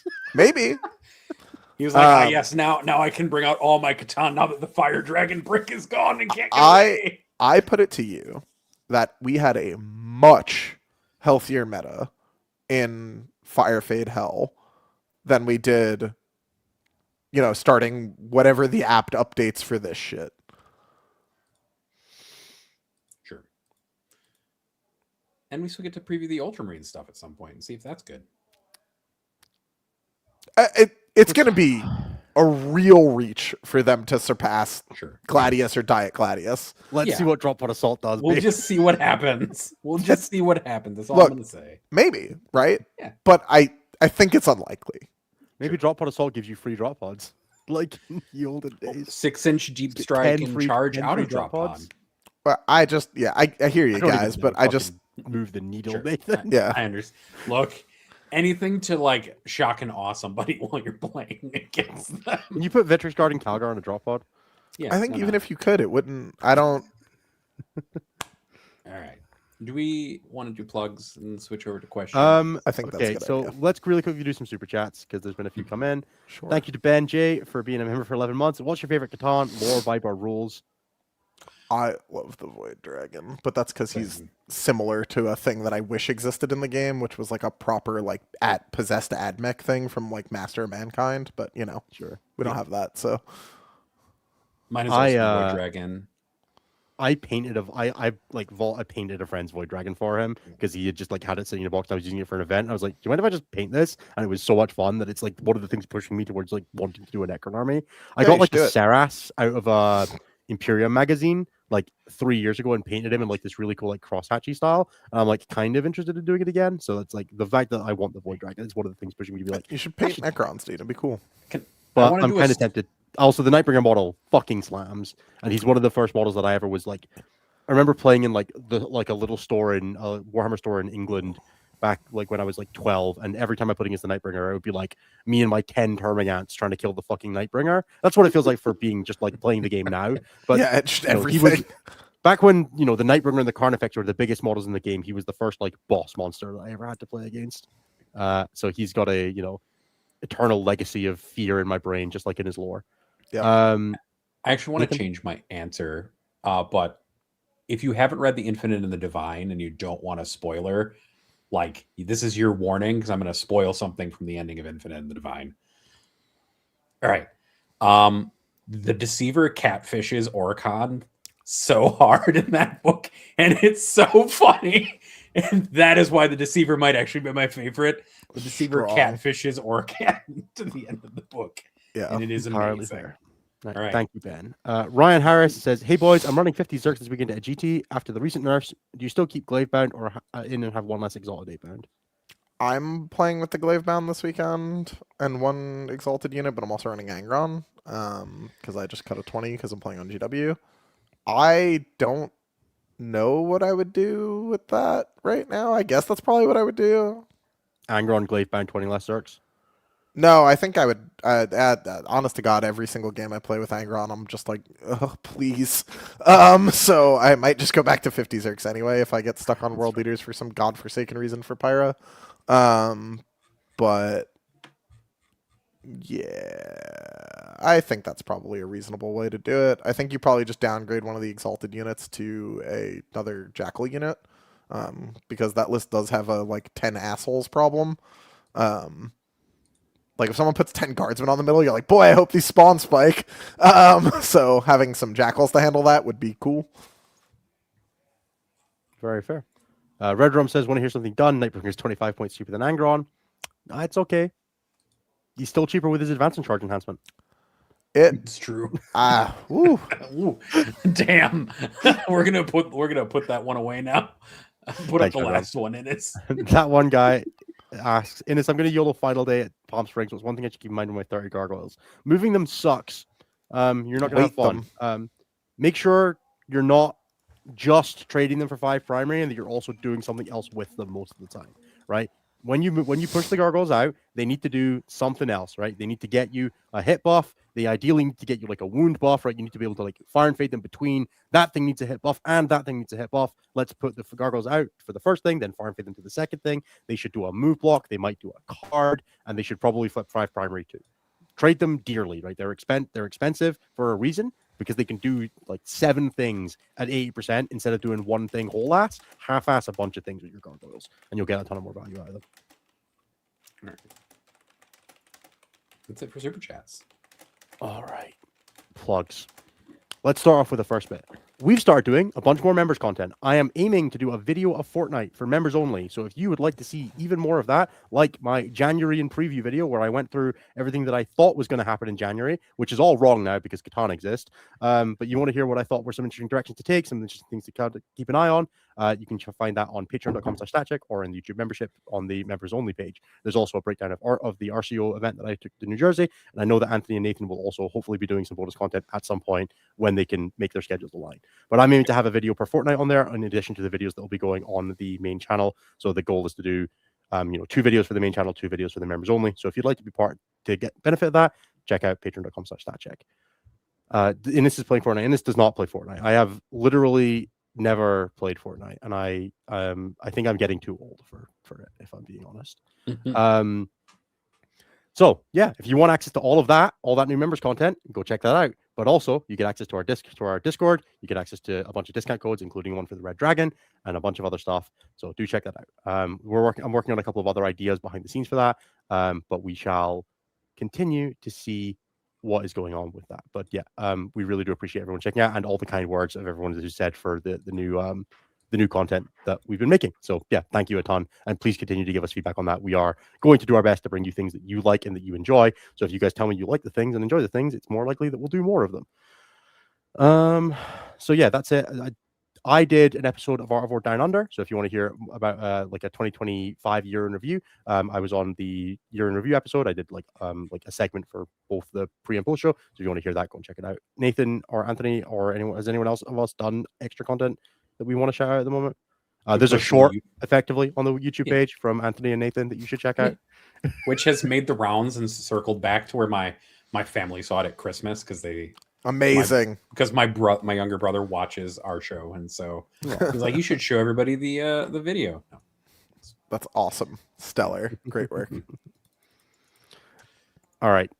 Then I got a couple other things to plug. One is our wonderful, wonderful sponsors. You can check out Whale and Jutani. You can check out J15 Games. You can check out Saltar Games, and you can check out Red Dragon. All of their links are in the description box below, along with what they do and what they do for us. We really appreciate all of them. And yeah, thank you to all of them. You can catch a new episode of Enter the Matrix. We have mostly, I think, just about maybe wrangled them onto a schedule of doing one a month at the end of the month. So fingers crossed. We're going to get a monthly episode out of Enter the Matrix. We're even going to get them better microphones. So if you want to hear from Enter the Matrix, you want to hear from Medicaid's Orders, you want to hear from X1, you want to hear from Takeout Comers or Champions of 40K, they're all back episodes on our site. You can hear us every Tuesday at 6 p.m. Eastern, 11 p.m. UK time, and we'll be here talking all things Warhammer, doing this stuff, which you guys are clearly enjoying because you're here. 132 of you right now. We really appreciate all of you, especially after a break. If you'd like to work with any of our StatCheck coaches, you can check out stat-check.com/coaching or drop us an email at coaching@stat-check.com. We'd be more than happy to work with anybody, whether you're looking to work on getting up to date with the new metagame, building and painting your Catan, and what color schemes you think would be great. We'll happily help you. It's an option. I'm not saying I've got good advice for how to paint Catan, but I'll tell you what I think. You should paint them pink and gold. I think that'd be great. Like neon pink with sparkles. I think if your Catan hat were covered in glitter, I would be like almost impressed while I was losing to you. Especially if you left a trail of glitter all over my army as well. Yeah, your army is permanently glittered by the experience of fighting those Catan. Holy shit, dude.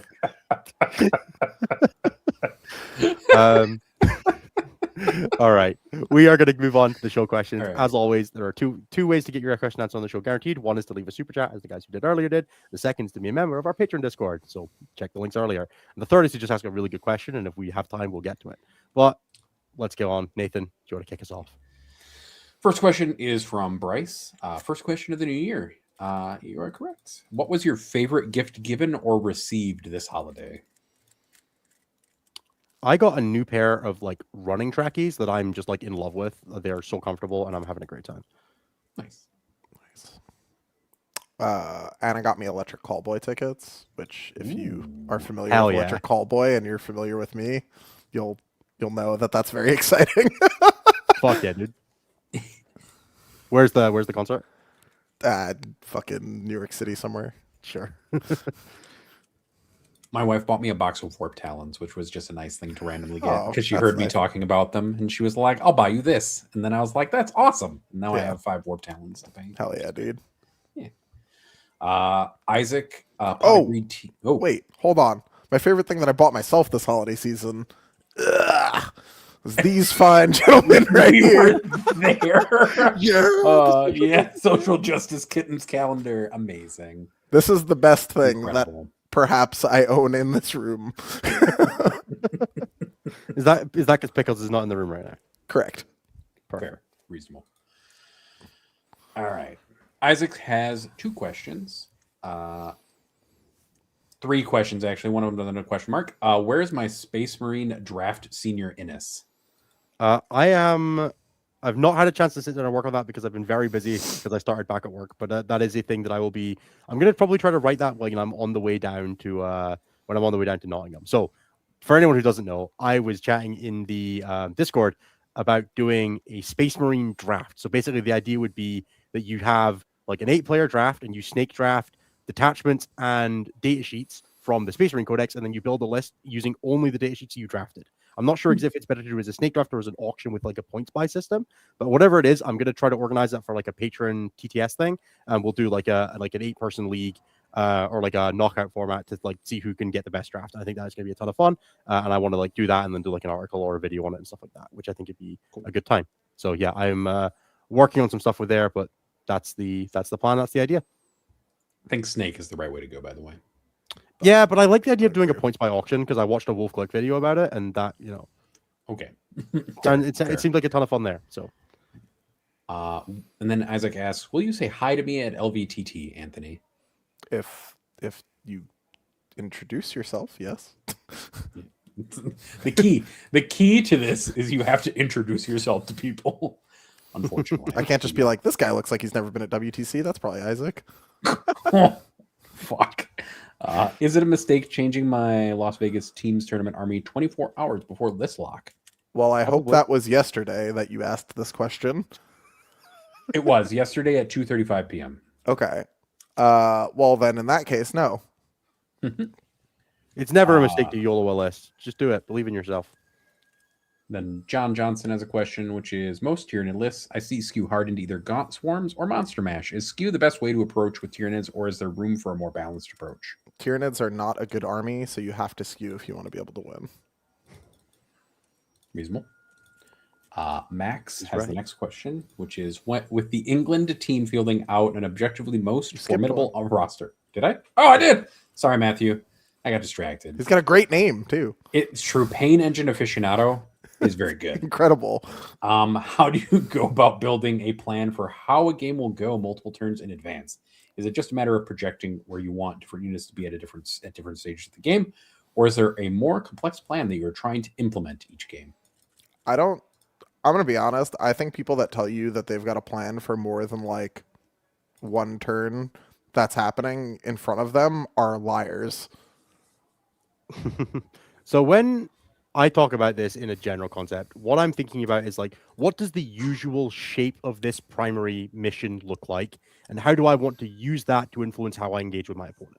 So is this a mission with like a very heavy end game weighting where I can afford to use that, the threat of an end game scoring advantage to make my opponent engage with me, or to make them like panic if I push them, right? Is that a thing I can leverage? Or is this a thing where I recognize that I have to be the one doing that because they have that advantage and I have to do that? How can I like use that to my advantage, right? That's what I'm thinking about when I'm using that. It's what does the shape of this mission do? And then you both make your bid for how you think the game should play, and then the person who executes better on that bid then dictates the game from there, is mostly what that looks like. And then once you get into like turn 3, 4, and 5, you're playing messy late game stuff, and there's no like planning doesn't matter, right? You're preserving resources potentially, but you're not like, and on turn 5, I need this for this. You're kind of trying to keep your options available so that you can have something specific go. You might have like specific areas of the board where you're like, and I know that I need this unit to be able to get to that objective by turn 5, so it's got to start advancing now, right? You're on your home objective or whatever. But that's like, those are micro decisions. They're not like game plan specific stuff. That is okay, I know that if I want to have the best chance of drawing good cards, I need to develop my backfield more, right? I have to have my jackals start moving forward because my opponent's reserves are coming in and all that kind of stuff, right? But those are micro decisions, not macro decisions. You don't make that decision at turn 1, right? That's not a thing. Yeah. All right. Now Max's question, which is with the England team fielding out an objectively most formidable roster, bringing mostly starters and barely any test lists, how do you guys think they will find a way to choke a win this time? Hashtag anyone but England. I'm going to go with the really against the grain take here and say, fuck that. I hope that reformed, rebuilt, and repowered England fucking wins it. How's that? There you go. I like it. I hope they win it, but Nos goes 0-5, personally. That would be optimal, but that's probably not going to happen. Tragically, Nos is quite good. Fuck. You're right. But I can dream, right? Yeah. You can dream. And the second question is also on a 1 to 10 scale, 1 being just a tad overpowered and 10 being absolutely meta breaking. How OP is Final Day currently? Like a 4. A 1 is a tad overpowered, so like a Oh. -6. Like a -6. Yeah. Sorry, I had like on a 1 to 10 scale. Yeah. All right. Final Day is real good at 11ing. The Final Day, if you baby it in pairings, can get 10s. Wow. Fuck. Damn. All right. It's incredible energy to make Tyranids worse. Yeah. All right. Grigori has the next question, which is, what are your rosters for the Las Vegas team event? My team is me on Eaters, Sam Pope on Nids, John on EC, Cass on Ultramarines, and Robbo on Birds. Did you guys pull in Sam as the last one? Sam is our 5th because we had a I got John messaged me and I was like, I just can't. I thought about asking you, but I felt like I'd bullied you into coming to America too many times recently. I had already booked Nottingham tickets, or I would have said yes. And you said you were going to Knott's, and I was just like, I'm just not even going to ask because I don't want to use my power for evil always. Just occasionally, just sometimes. I'm glad you guys got Sam. I'm buzzing for that. Yeah, that'll be fun. And I let you have my spot at BFS this year in exchange. So yes, you did. I heard NASA's coming to that, and now I'm upset. So he is. He's going to be on a different team. All right. Dan asks, how do you think Eldari players are best to pivot game style post data slate and rules changes? You should put as many hawks on the table as you fucking can. I would have had a different answer for you before today, honest to God, but I really think that 10 brick with Fuegan's starting to look pretty good again. Yeah, you should consider Warhost with the 10 brick and Fuegan so you can fire and fade behind a wall. Yeah, Deploy it in a serpent, and push it out, and then fire and fade it back behind the wall. That's going to be your way. And then 30 fire dragon, 30 hawks. There you go. It all comes back around to just playing Liam's WTC list, but worse. Rickard has a question, which is, how many units is quote-unquote too many units if you want to run the Custodes quote-unquote lines of the Emperor detachment? Sorry. That's not how list writing works, Rickard. For Lions, a little bit is. It's not. Like you can play 30 Custodian Guard in that list, and it's not a huge deal. It's just and you're just like, the +1 to wound is a thing you're getting sometimes, not a thing you're relying on. Or you like use it in shooting, and then you accept that it might not be there in fighting. But the real answer to this, honestly, is to not play this detachment if you're doing that build, I think. So yeah, play it in Talons or play it in Shield Host. It just depends. Right. Another Dan has another question, which is, Ultramarine blue paint pots still aren't selling. What else can we do to help bolster their sales? I think you should make Wardens not be epic heroes. There you go. Oh, give them the fucking character keyword. We didn't even talk about that. Why does that unit have the character keyword? Stop it! What does it not have the character keyword? Do have the character keyword? It doesn't have the character keyword. No model in that unit has the character keyword. If someone draws Assassinate on 1 and that's the unit you put in the middle, they don't get it. No, they're not characters. They have individual names. They have epic hero. What do you mean? No, Lucia Vesta is not a character. Neither is Daniel Cornelius. Neither is Emilia. Neither is Gaius Silva. Neither is Veteran. We need Anthony to survive the rest of the show. Neither is Ancient Gadriel. So I'm definitely going to call them Gabriel, Meta, Gaius, Amelia, Daniel, and Lucy. 100%. I'm strong. That's what they're getting called. But more seriously, what do you see as Dark Angel's competitive identity? -1 damage. Yeah, they're actually fuck melee, right? Yeah, I mean they crutch on the back of like the Lion, Deathwing Knights, and the other stuff. I mean, like if the Ultra +1 to wound didn't exist, a lot of the data sheets in Dark Angels are quite compelling. They're just not as good as Ultramarine, so it doesn't matter. All right. It feels like the Deathwing Knight, their identity is like more like either real fast or real durable, right? Those are obviously the Deathwing and Dark Angel stuff, and that's fine. Yeah. Truman has the next question, which is, Hammer of Averni with Dreads got any juice to y'all? Ignoring the Ultramarines comparison, of course. I like Hammer of Averni. It's not Ultramarines and it's not Blood Angels, but I've had good fun playing like triple Vindicator. I played like some triple Vindicator, double Redemptor, plus like 1 Deso Squad, 1 Whirlwind Hammer, and it always felt like good in a I am very clearly not playing Ultramarines way. But if in a world where like the game was sane, I wouldn't feel bad about it at all. Double Oath is still pretty good even when it's got a bunch of conditions on it, and reroll 1 to wound is quite strong. John Johnson has the next question, which is, what the heck are Tyranids supposed to do into Catan? Battle shock them? I think, unironically, the best answer is probably a shit ton of gaunts. Yep. Make that Catan fight through gaunts for like 5 years. It's not gonna take that long, Yeah, it won't. but Nope. You might actually drag it down though with the weight of fucking volume you can put out of gaunts. not now that it has a 3-up. No, probably not. Mm. God, why did they get a 3-up? Every time that fucking buff happens to something that was a 4-up armor save, it just bugs me. Wraiths getting one. Luke has the next question, which is, as a man whose headset just broke 30 seconds ago, do you guys like yours? And if so, what do you have? Yeah, this thing is fucking incredible. I got it as a recommendation from Logan. And I got it as a recommendation from Anthony and then recommended it to the End of the Matrix guys. Yeah, I wear this thing for like 12 plus hours a day, almost every day. But yeah, Innes can put a link in the Patreon Discord. But I can also just tell you what it is called as I very quickly go and look at it. We are not sponsored. We are doing this because we like it. Because the It's product an fucking Audio-Technica- slams. It's an Audio Technica M50X STS stream set with USB connector. It's been There you it's go. been very good. It's comfortable. I don't quite love it as much as Anthony does in terms of like wearing it for that long, but I mean, I don't do that on purpose. It's just what Yeah, I no, I do, know. and then this happens to not make me suffer while I'm doing it. My ears hurt a little bit. I'm not so enthusiastic about my headset that I'm like, you know what I want to do every day? Wear it all the time. Wear his earmuffs when you go out for Yeah, a I walk. kick it, I unplug it when I go to get up, and I'm like, oh, this is nice. Anthony drives everywhere, just wearing it. Just with this headset on. Not plugged in anything. I wear it at events. Like, All right. Pispy, Fulgrim Believer asks, what do you think is the worst Spectacles and Reapers wager matchup? Sin. well, boy, oh boy, do I have a new fun thing for you. Well, besides Catan, yeah. I'll tell you what though, Sin is fucking miserable for Yeah, spectacles. Sin's real Holy bad too. shit. I'm gonna spend 3 CP and a vector to charge into your bird. I'm not in engagement range. Fuck off and die. Yeah, that's. Ooh, that matchup is bad. World Eater is also not the most pleasant for. No. If they take the right shit, if they have Angron and 20 mans, then that matchup is cursed for the Drukhari. Otherwise, though, if they run the MSU build, the Spectacle, you will fuck their day up. Yeah, spectacles. That's fair. All right. Warhammer- Related question now from Luke. Do you like the vehicle monster degradation compared to 9th? Would you keep it as is heading into 11th, or how would you tweak it that if you think it could use improvement? It's so shit now, right?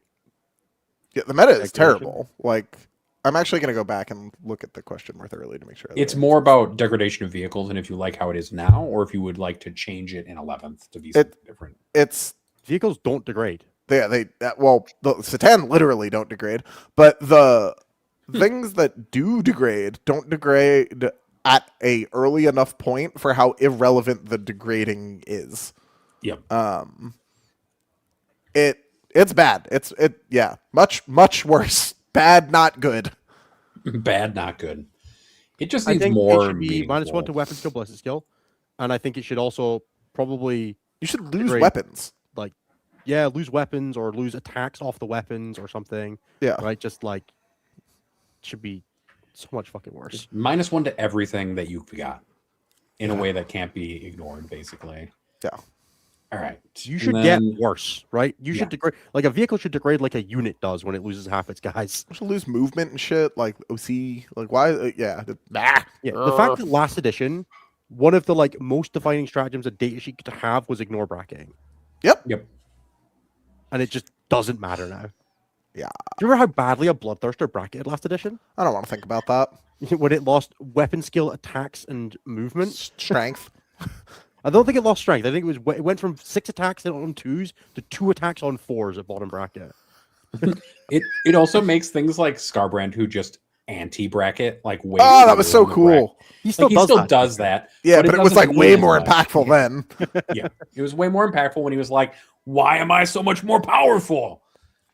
You'd have a phase cap Bloodthirster that was at 4. It's like, I don't know why I have this anymore. It's just on an objective. It's the best it's going to do for me. I wish that the shit was phase capped instead, because then Satan would have like 9 wounds, and you'd be like, oh, I could do this eventually. True. All right. And then Lucas has a question, which is, what's the most surprising list from Alpine? I have not really read the list of Alpine, if I'm being honest. I want to be honest, I didn't go through them a ton. Yeah, that was going to be a post LVTT expedition for me. That makes sense. I It's think hard the when lists you've are got an also event like between those subject to things. change. I was chatting to a client today about it. Mm.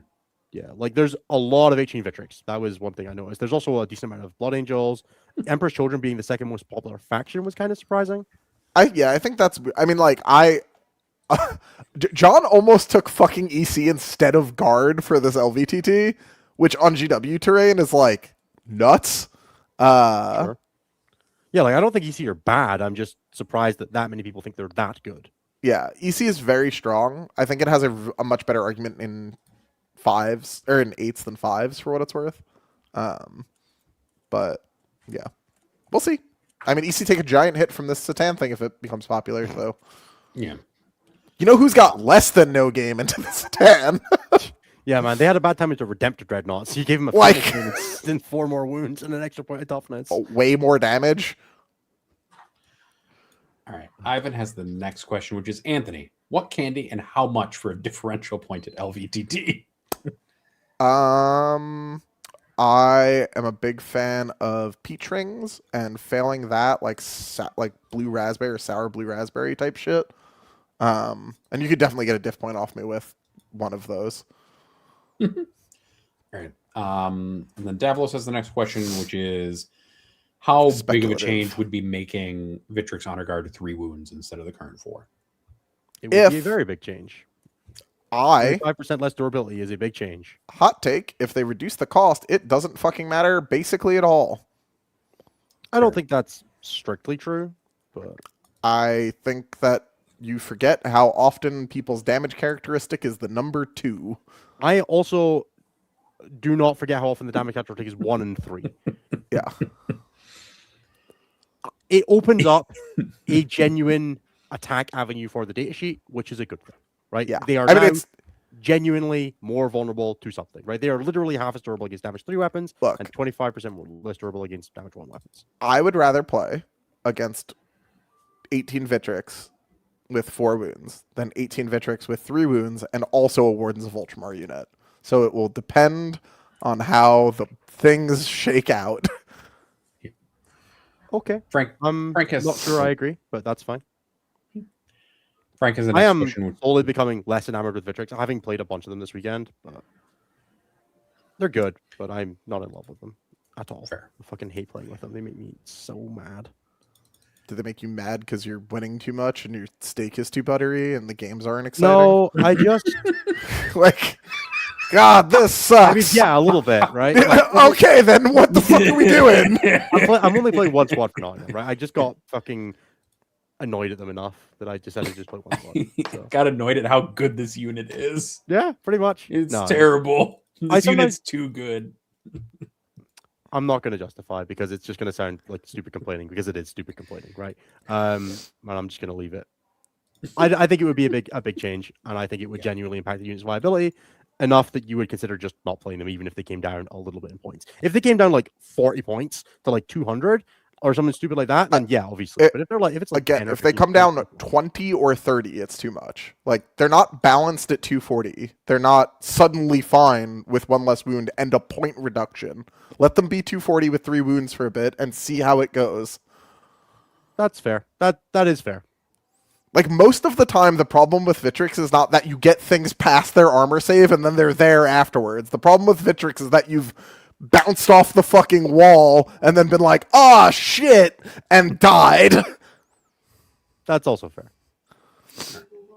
Frank has the next question, which is, what would the Marine detachments need to compete with both Gladius and the Necron stuff? That Gladius. shouldn't happen. Like, Yeah. no. Gladius nerfs. Yeah. What? The Necron stuff and Gladius all kind of needs to Get be rid brought of down. adaptive fucking strategy. That would help. Just get rid of it. Flat out. Get rid of adaptive strategy. You can't put units in doctrines. Fuck you. You get one a turn. One game. Or Yeah. one per game. Yeah, I think that would that help. genuinely that's probably the most impactful nerf you could do to Gladius that doesn't kill its identity. Yeah. Yeah. Jimmy has the next question, which is, given the reawakening of our Necron overlords, they were never asleep. How does RCO look? DC Dread stocks up. RCO stocks so down. Just Bro, so I don't know how to explain to you that Catan were annoying currently.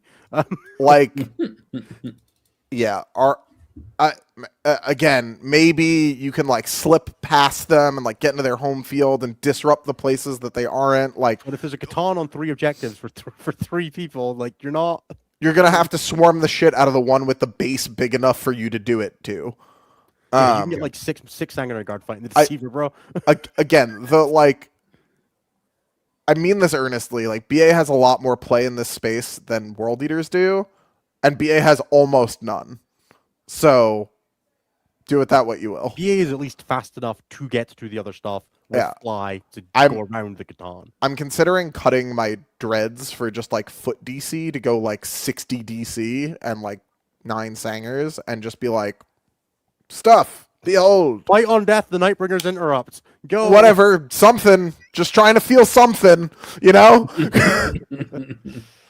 Golden Horde, let's do it. All right.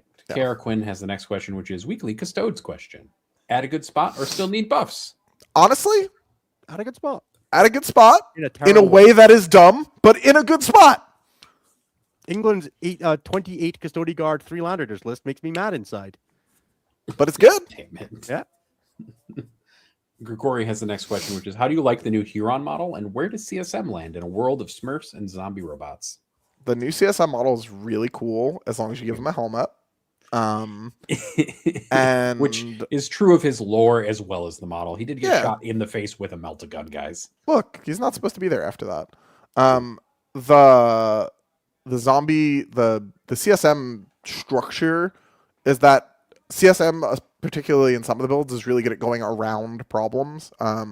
These changes in general do hurt the viability of our beloved bile creation. For But- folks. But the like Renegade Raiders build with like a bunch of Noise Marines and stuff is going to get around these Catan and fuck up the other stuff efficiently. And honestly, you can just play guns that kill Catan. It's a bit tough in Renegades. Again, if you're like, if you're Satan hunting, you're going pact bound and you're busting out the Vindies and it's going to be woohoo nonsense time. But, you know, You love a bit of woohoo nonsense time. I'm going to do the math on what a fucking Lord of Skulls does to them with Abaddon buff. it's just I'm not gonna be going to be a mad. thing that people I'm run. gonna It's be going to mad be, afterwards, but I'm going to do it. yeah, it's going to be math that goes nowhere, but sure, if it makes you happy. It does. Well, I painted one of those fucking things. I need to check. It's one of those things where like I have one, and it took me so long to build and paint that I have to check its viability once a quarter. Otherwise, I'll Sure. go mad. Look, that's fine. I'm just saying, I don't think it's going to go anywhere. But yeah, that's pretty much it. I think that, you know, I think the Renegade build still fucking rocks, dude. I think the Renegade build that we've been kind of like workshopping and talking about is really good. Noise Yeah. Marines notably quite good. Yep. John, So good. So good. They might make us play 2 Marines and 8s. John V8 Gang has a question, which is where would Innis drop in Fortnite? I've No never one played knows. Fortnite. Yeah. Do not I- know. I haven't played Fortnite since it first released and have no idea. Like Sorry. everything I know about Fortnite, I've learned from Instagram reels that I learned involuntarily. Is basically you where go. I'm at with Fortnite. And then Dennis has the last question for the show, which is did Innis talk earlier in the show about the Crusher Stampede he's been playing? And if not, can he now? I want to love Crusher, but Nids right now, man. Well, I've played like a couple games Your of base. Crusher and had a good time with it. I'm basically just playing like 2 of every tiered monster data sheet that I like. It's like 2 extra queens, 2 Maleceptors, 2 Tyrannifex, 2 Carnifex, Old One Eye, Stormlord, Neurotyrant, 2 scoring units, Biovore, 2 Lictors. It's like, it's fine. It's cool. It walks through walls. It shoots pretty well. It has good OC. And if your opponent wants to interact with you, it starts making your damage higher. And it's fun and interesting. And it plays Tyranids in a way that I like, where it's like lots of monsters and not janky, woohoo. Like, I like the big stuff, right? The big stuff is what draws me to Nids. And The reason I perhaps, started playing Nids was the Carnifex mod. yeah, and perhaps a way that he likes most, it also gets stepped on by Satan, which, you know, that's pretty cool. Yeah, I mean, it's not great in that matchup. They are significantly more stressed about failing Tyrannifex saves now, but They do have to fail them or also get hit by them, both of which seem a lot more Look, look, controllable look. now. I am Yeah. open to the idea that that matchup is still fucking awful. And I'm, in fact, not even really refuting the idea that that matchup is still really awful. I'm, in fact, actively okay with the fact that it's really awful. I do, however, want to see the light die in their eyes when they fail to save. If they fail both and they like CP it and fail it again, yeah, like fucking your rupture cannon's posed like this at that point. But yeah, that's true. triple Piranha effect, the future, boys. Yeah. And that No, is- I don't think it's like it's very interesting. Like I've been playing it in teams a little bit, and it's one of those lists that like if you're looking for something to like attack a first defender gun list, it's quite good at that because it's like you want to play the fucking lottery with Tyrannifexes. I promise I'm scarier than you are, and it'll win those fights, and you force them onto like awkward boards where it plays really well for draws, and that's what I've been looking at it for. But outside of that, it's like I wouldn't play this version in singles. I like Carnifexes at 90 points. They're really good JPIs. God, that makes me sad. They're really good JPIs. Carnifexes.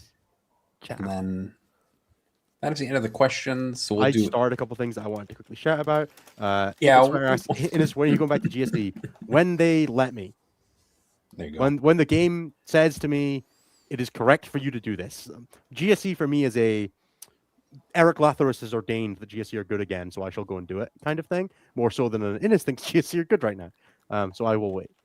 And thank you to JD for congratulations for finishing Book of the Fall and consider reading Forge of Darkness. I'm gonna do the novels of the Malazan Empire next. So I read Knight and Knives and Return of the Crimson Guard on my first attempt at a read through of Malazan, and they were one of the reasons I stalled, but that was because I was doing them alternating with the main books. I'm now just going to blitz through the Esselmont stuff. I've got through Orb Scepter Throne ready to go, but I'm gonna get through like my backlog of little stuff. I've got like How to Lose the Time War. I've got the Mark Lawrence trilogy. I've got, like I said, I'm working through Book of Corruption right now, and I have like a couple of other things that I've gotten over the last like 2 years that I've just not read because I've been reading Malazan. That I'm going to get through, and then I'm going to go back in when I'm feeling for something a little bit more substantive again. And then I'll be looking into the the God Is Not Willing trilogy and the Carcanos trilogy. So yes, absolutely looking forward to trying it out. Fair. All right, Nathan. All right. Do you want to do the really awkward bit that I hate because you're here and I don't have to be? Yep. If you join our $15 a month tier, which is a Chris Pie 5 tier, you get a bunch of in-person benefits, and then you get this benefit every week on the show, which is where we thank you. You need to make custom little call-outs where we thank you with those custom call-outs. That's kind of it. So now I'm going to thank all of you for joining that tier. We appreciate you a lot. Thank you to Christopher. Nathan plugs are better than Innes plugs Irvine. Thank you to Willow Weeks. Thank you to Dan F. Thank you to Luke. Harridan's taking the subway McCarthy. Thank you to David Shrug Clark. Thank you to Exhausted. Thank you to James H. Thank you to Colton, Dan F. Miller. Thank you to Fungus. Thank you to John V8 Gang. Which stat check host will psyop Nathan next? Find out next time on Dragon Ball Z. It's not me. No, I'll do it again. that's fair. Innes might actually. I'll be like, surely he won't. Crusher for your next GT. God damn it, Innes, shut up. Nathan, when are you playing Crusher? Nathan, when are you gonna play Crusher? Thank you to Cam, F. Dan, Morton, Hog Emoji. Thank you to Lady Malice's Footstool. Thank you to Josiah Gattle. Thank you to Grizzled Frankie. Thank you to Isaac. Tonight on Stat Check, Nathan made Innes sleep on the couch. Innes is a literature intellectual, and Anthony is coming to Vegas to make beat me up and make me sad. Tarada. Fun fact: Catan do not bracket. Thank you to Boo Wraiths, Yay Destroyers. Thank you to Thomas. How does licorice liquor sound to you, Verquasion? Thank you to Steven introducing the tag team champions of the world, Scissorass and Amentar Ross. Thank you to Tom. I'm gonna Organ mute Con. Steven if he keeps messaging me to fucking talk about how his Necron builds are so interesting. I'm gonna mute him. 100%. I appreciate them, actually. Thank you to Tom, Gorgon Con, Submarine Services H.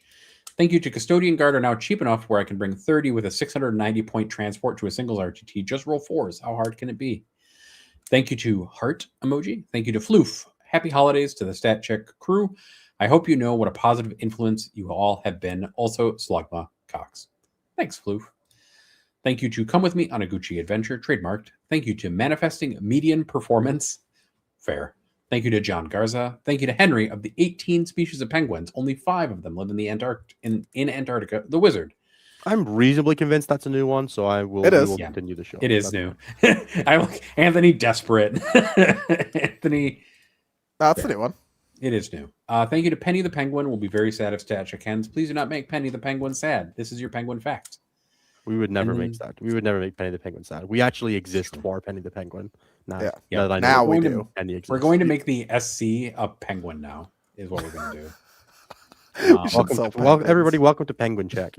And then thank you to Matthew, Paint Engine Aficionado. Hell yeah! Thank you, Thanks, Matthew. And that is everybody. Thank you, everybody, for joining us on our show today. If you're at Nottingham this weekend, come say hi. I'm gonna be there. I'll be wearing, Team Scotland shirts or Poland shirts or Luxembourg shirts usually. Or Come say Vegas hi. teams. I have Team Scotland stickers in my bag actually. I have like 30, 20 of them. So if you want a Team Scotland sticker, come say hi. The first 10 people who do that because I need to keep some to give to my opponents. Yeah. Have a fantastic week, everybody. Best luck if you're at a tournament. If you're playing Necrons, I hope that you enjoy the last 2 weeks of everyone liking you. True. Nathan, go for it. Bye-bye.